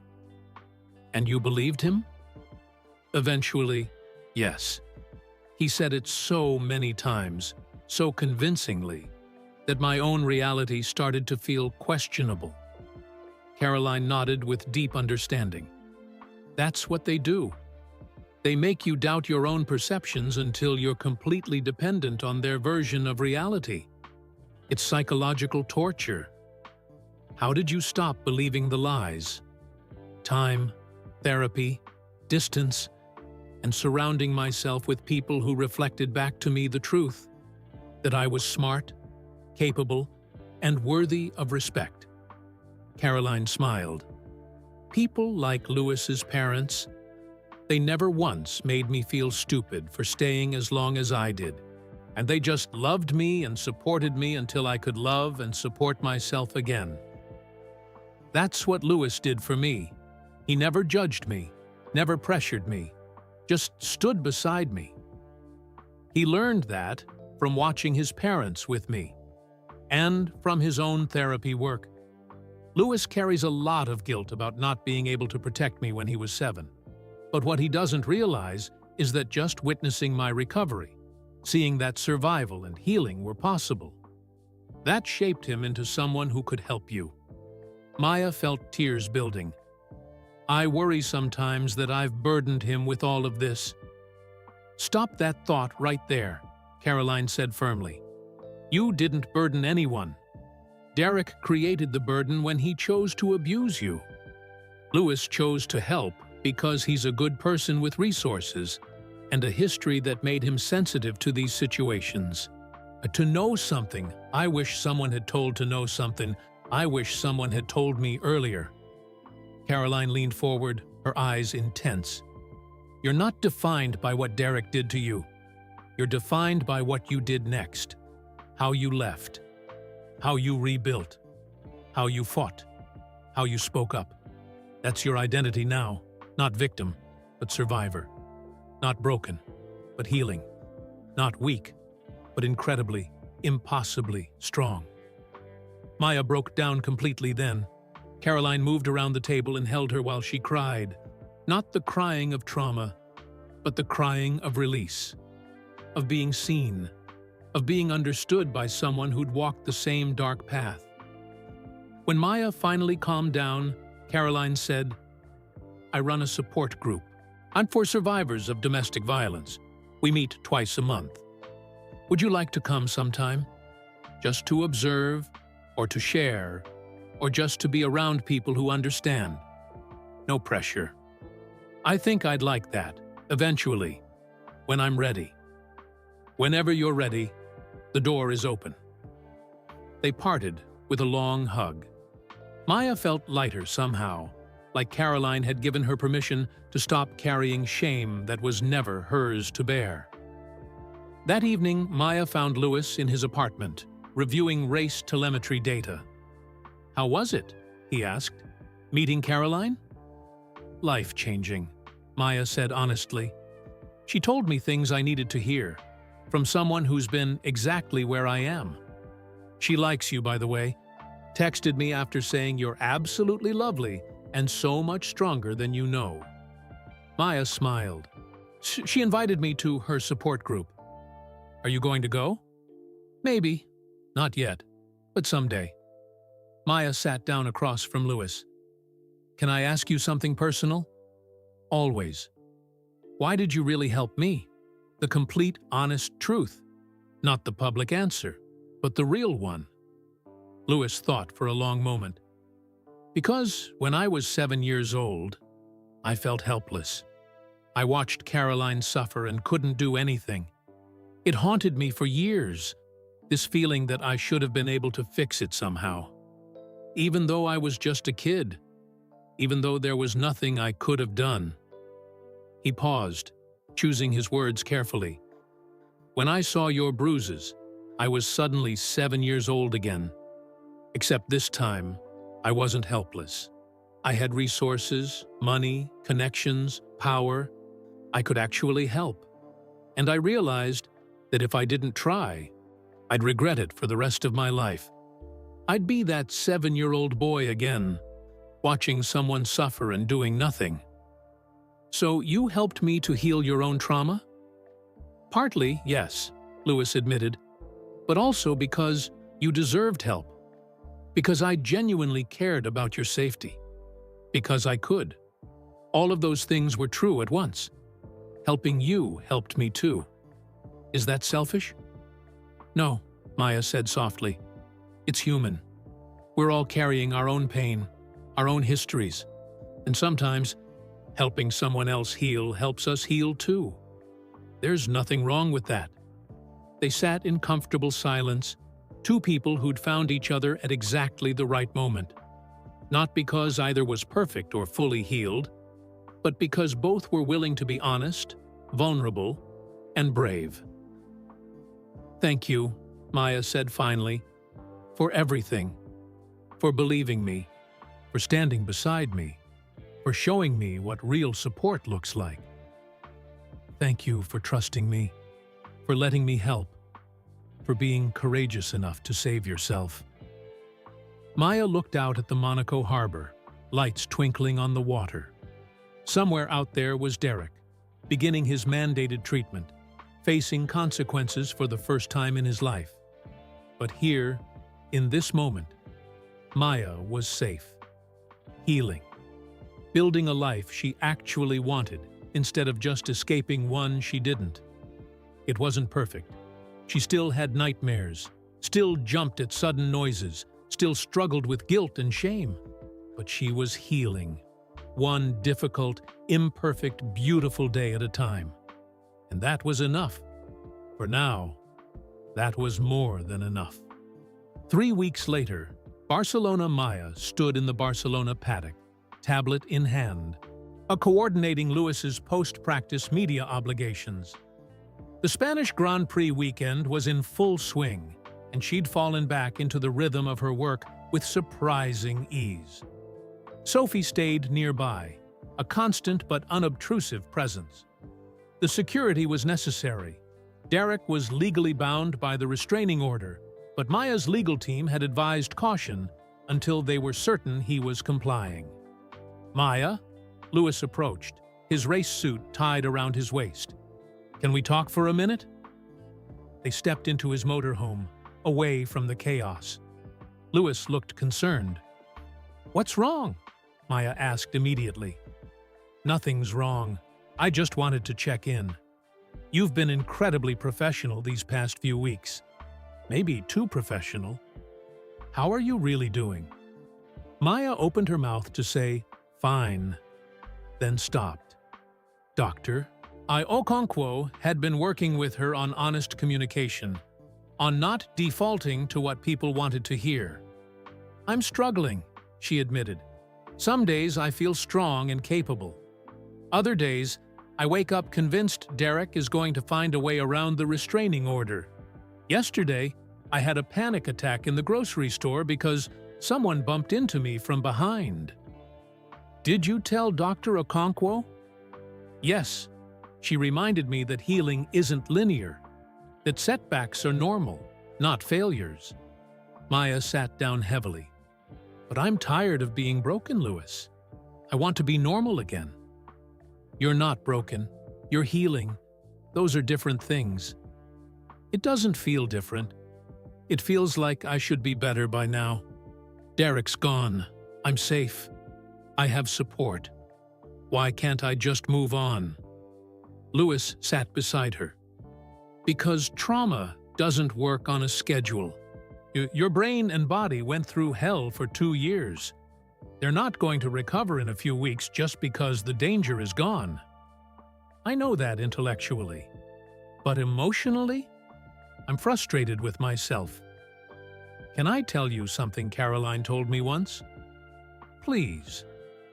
5 years after she left her abuser, she had a panic attack in a restaurant because someone raised their voice at a waiter. She called me crying, saying she thought she was healed, but obviously wasn't. She felt like a failure. What did you tell her? I told her that healing isn't about never having bad moments. It's about having more good days than bad ones. About the bad days getting a little less intense over time. About learning to cope with triggers instead of being controlled by them. Louis looked at Maya. You're not failing, and you're right on track for someone who survived what you survived. Maya felt tears prickling. Sometimes I worry I'm going to be like this forever. Always scared. Always looking over my shoulder. You won't be. I watched Caroline transform over the years. The panic attacks became less frequent. The nightmares faded. She learned to trust again. She built an amazing life. And you will too. How long did it take her? Years. Different for everyone. But Maya, even while she was healing, she was living. She went back to school, made new friends, found love again. Healing and living happen simultaneously. You don't have to wait until you're perfect to have a life. Maya absorbed this. She'd been putting so much pressure on herself to be healed before she could really move forward. But maybe that wasn't how it worked. Oh, thank you, she said quietly. I needed to hear that. A knock on the motorhome door interrupted them. Thomas Park stuck his head in. Louis, 5 minutes to the press conference. On my way. Louis stood, then turned back to Maya. Take the rest of the afternoon off. Go back to the hotel. Rest. Be gentle with yourself. That's not a suggestion. It's an order from your boss. Maya managed a small smile. Yes, sir. The hotel room. Back at her hotel, Maya lay on the bed, staring at the ceiling. She was exhausted but couldn't sleep. Her mind kept spinning, replaying moments from her relationship with Derek, analyzing what she'd missed, what she should have done differently. Dr. Okonkwo's words echoed.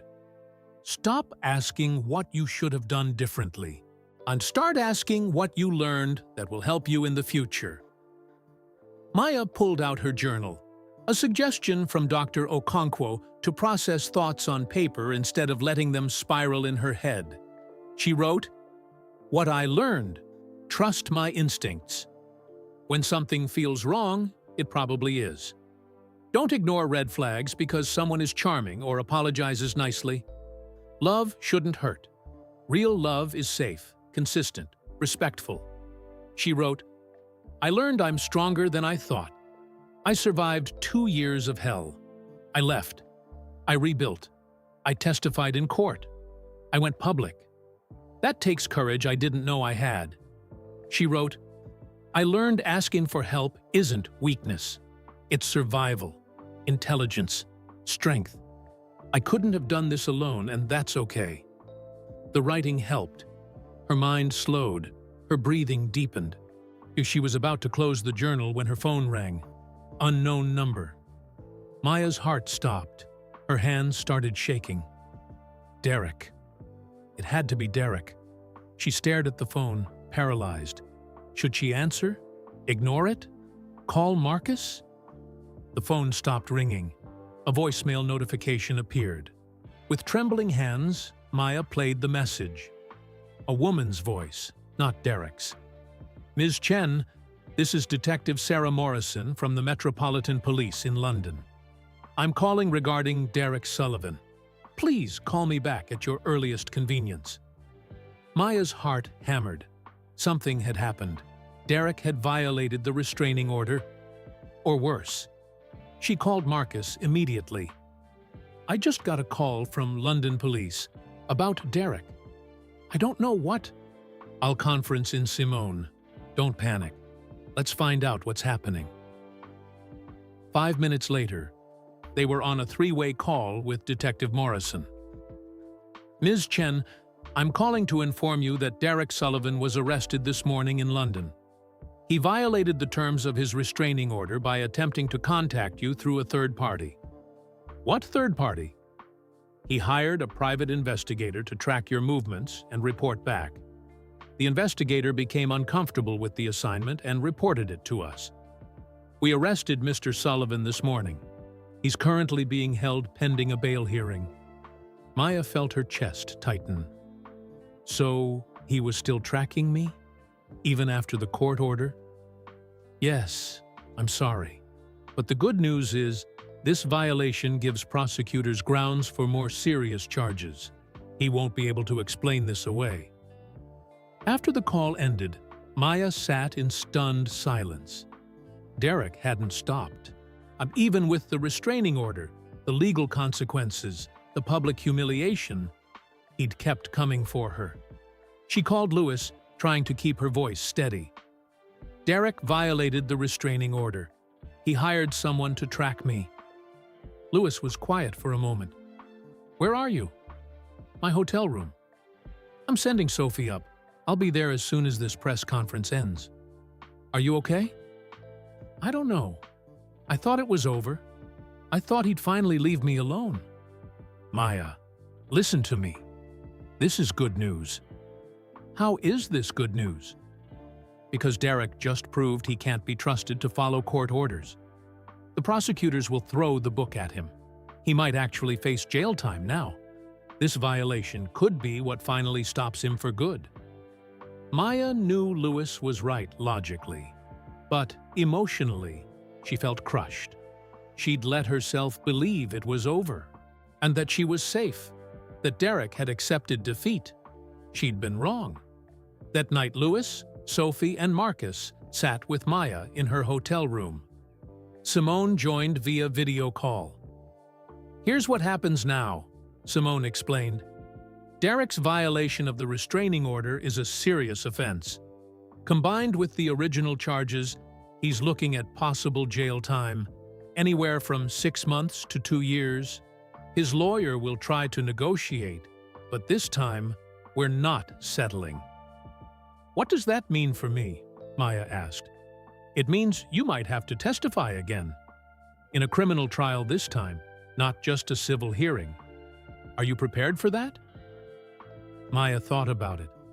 The idea of facing Derek again, of reliving everything in front of a jury, filled her with dread. But the alternative, letting him walk free, letting him continue to stalk her, was worse. Oh, I'll do it. Whatever it takes to stop him. That's what I was hoping you'd say. Simone looked satisfied. I'll coordinate with the prosecutors. They're very motivated. Derek made them look bad by violating the order immediately after the hearing. They want to make an example of him. After Simone signed off, Maya sat with Lewis, while Sophie and Marcus discussed security protocols in the hallway. I'm sorry this is happening, Lewis said. I know you wanted it to be over.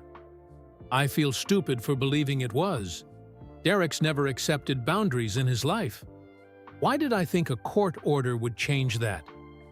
Because you wanted to believe the system would protect you.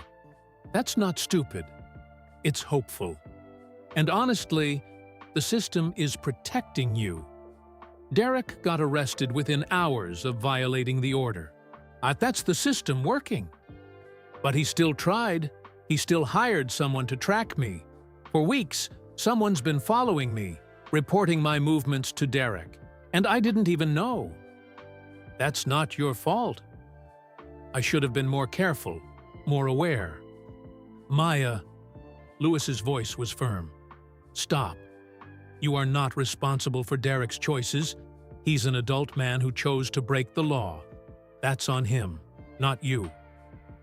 Maya knew he was right, but the guilt still sat heavy in her chest. The guilt of not being perfect enough, vigilant enough, safe enough. I'm tired, she said quietly. So tired of all of this. I just want to be normal. I want to go to work without security. I want to walk down the street without looking over my shoulder. I want to trust people again. You'll get there.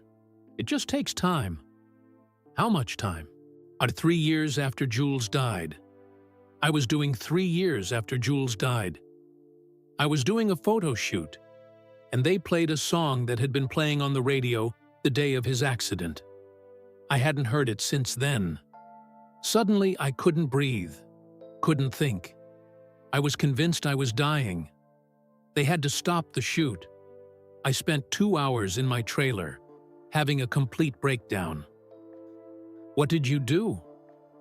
I called Dr. Okonkwo. She talked me through it, reminded me that triggers are normal, that my brain was just protecting me from pain I hadn't fully processed. She said something I've never forgotten. Healing isn't about never having bad moments. Oh, it's about learning to have bad moments without letting them destroy you. How do I do that? You practice. You're gentle with yourself when you struggle. You don't judge yourself for not being perfect. You just show up day after day and do the best you can.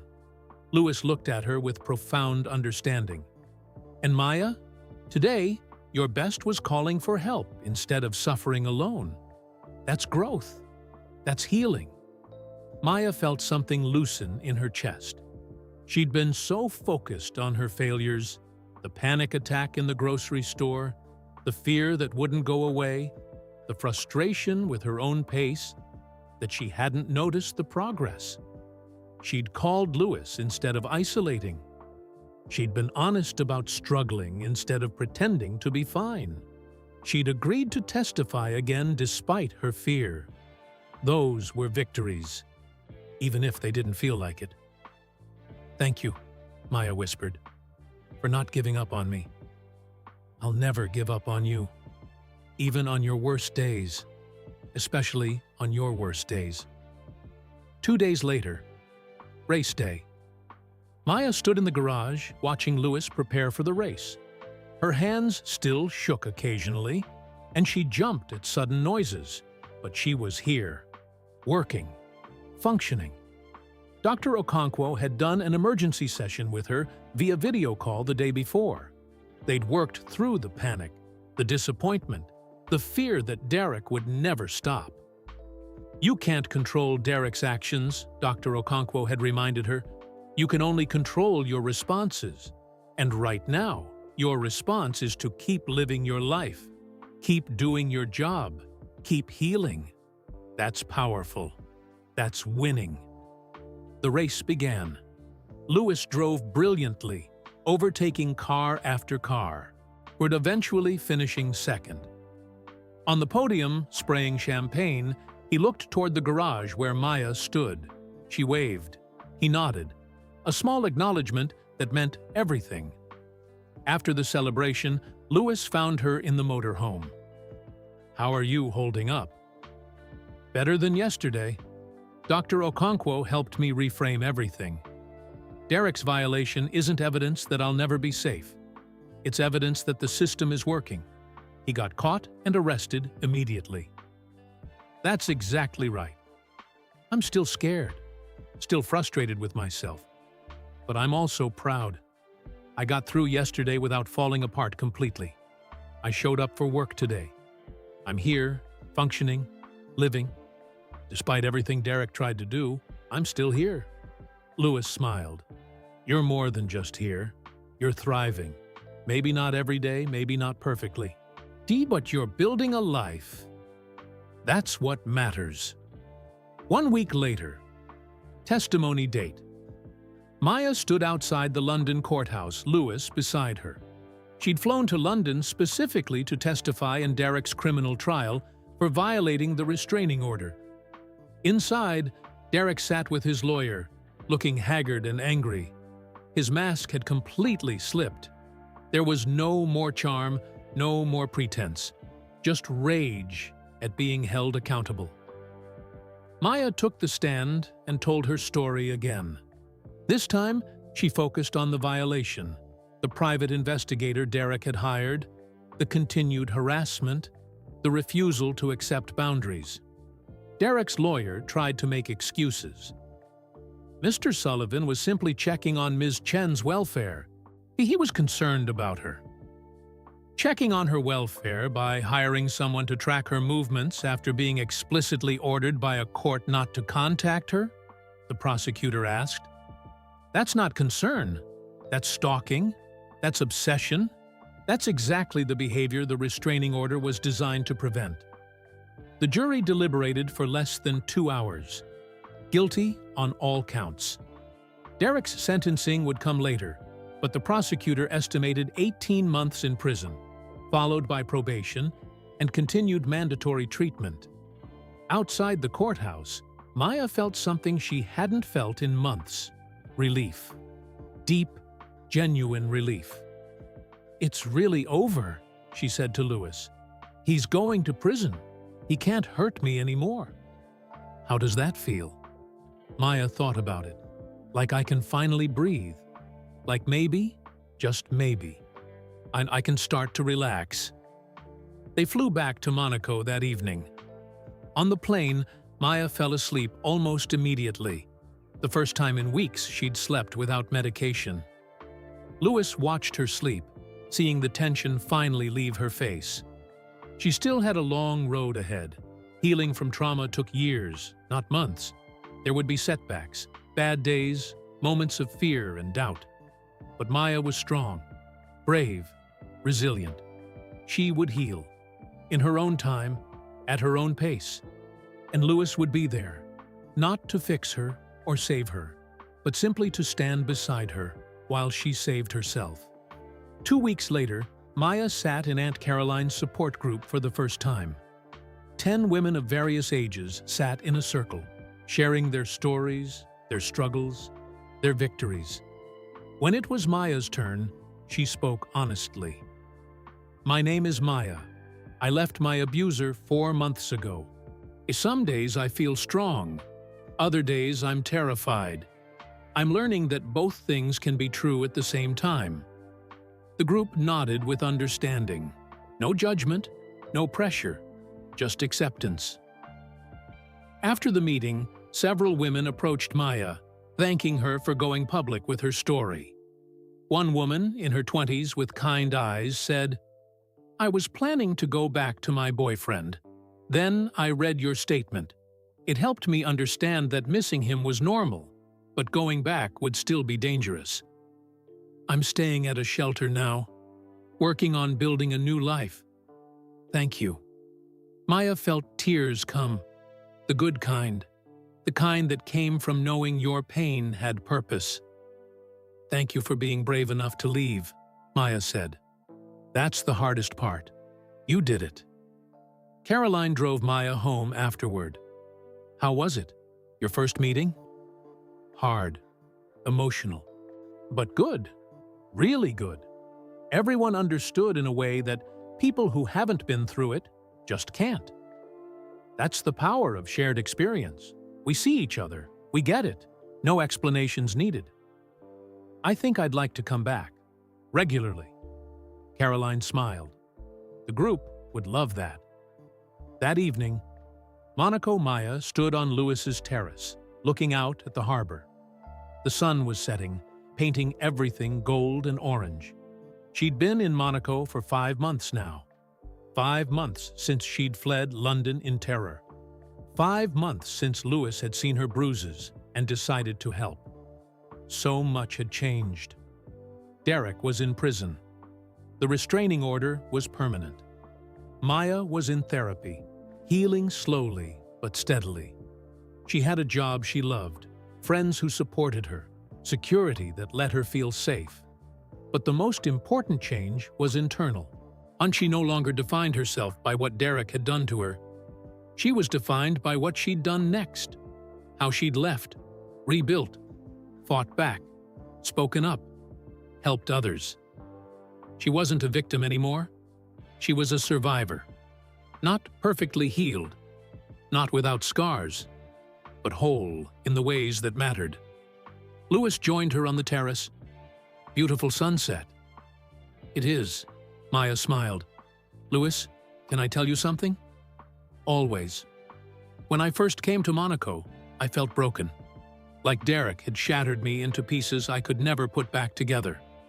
But these past few months, working with you, seeing Dr. Okonkwo, talking to Caroline, going to the support group, I'm realizing something. What's that? I'm not broken. I never was. I was bent, damaged, hurt, but not broken. And now I'm healing, straightening, growing. And they stood together, watching the sun sink. I'm just glad you're starting to see it too. They stood together, watching the sun sink into the Mediterranean, two people who'd found each other at exactly the right moment. Not because either was perfect or fully healed, but because both were willing to be honest, vulnerable, and brave. To keep showing up, even on the hard days. To believe that healing was possible, even when it felt impossible. Maya had survived. And now, finally, she was beginning to thrive. One difficult, beautiful, imperfect day at a time. We hope Maya's story touched your heart and reminded you that kindness can change lives. We'd love to know, where are you watching from? Drop your country or city in the comments below.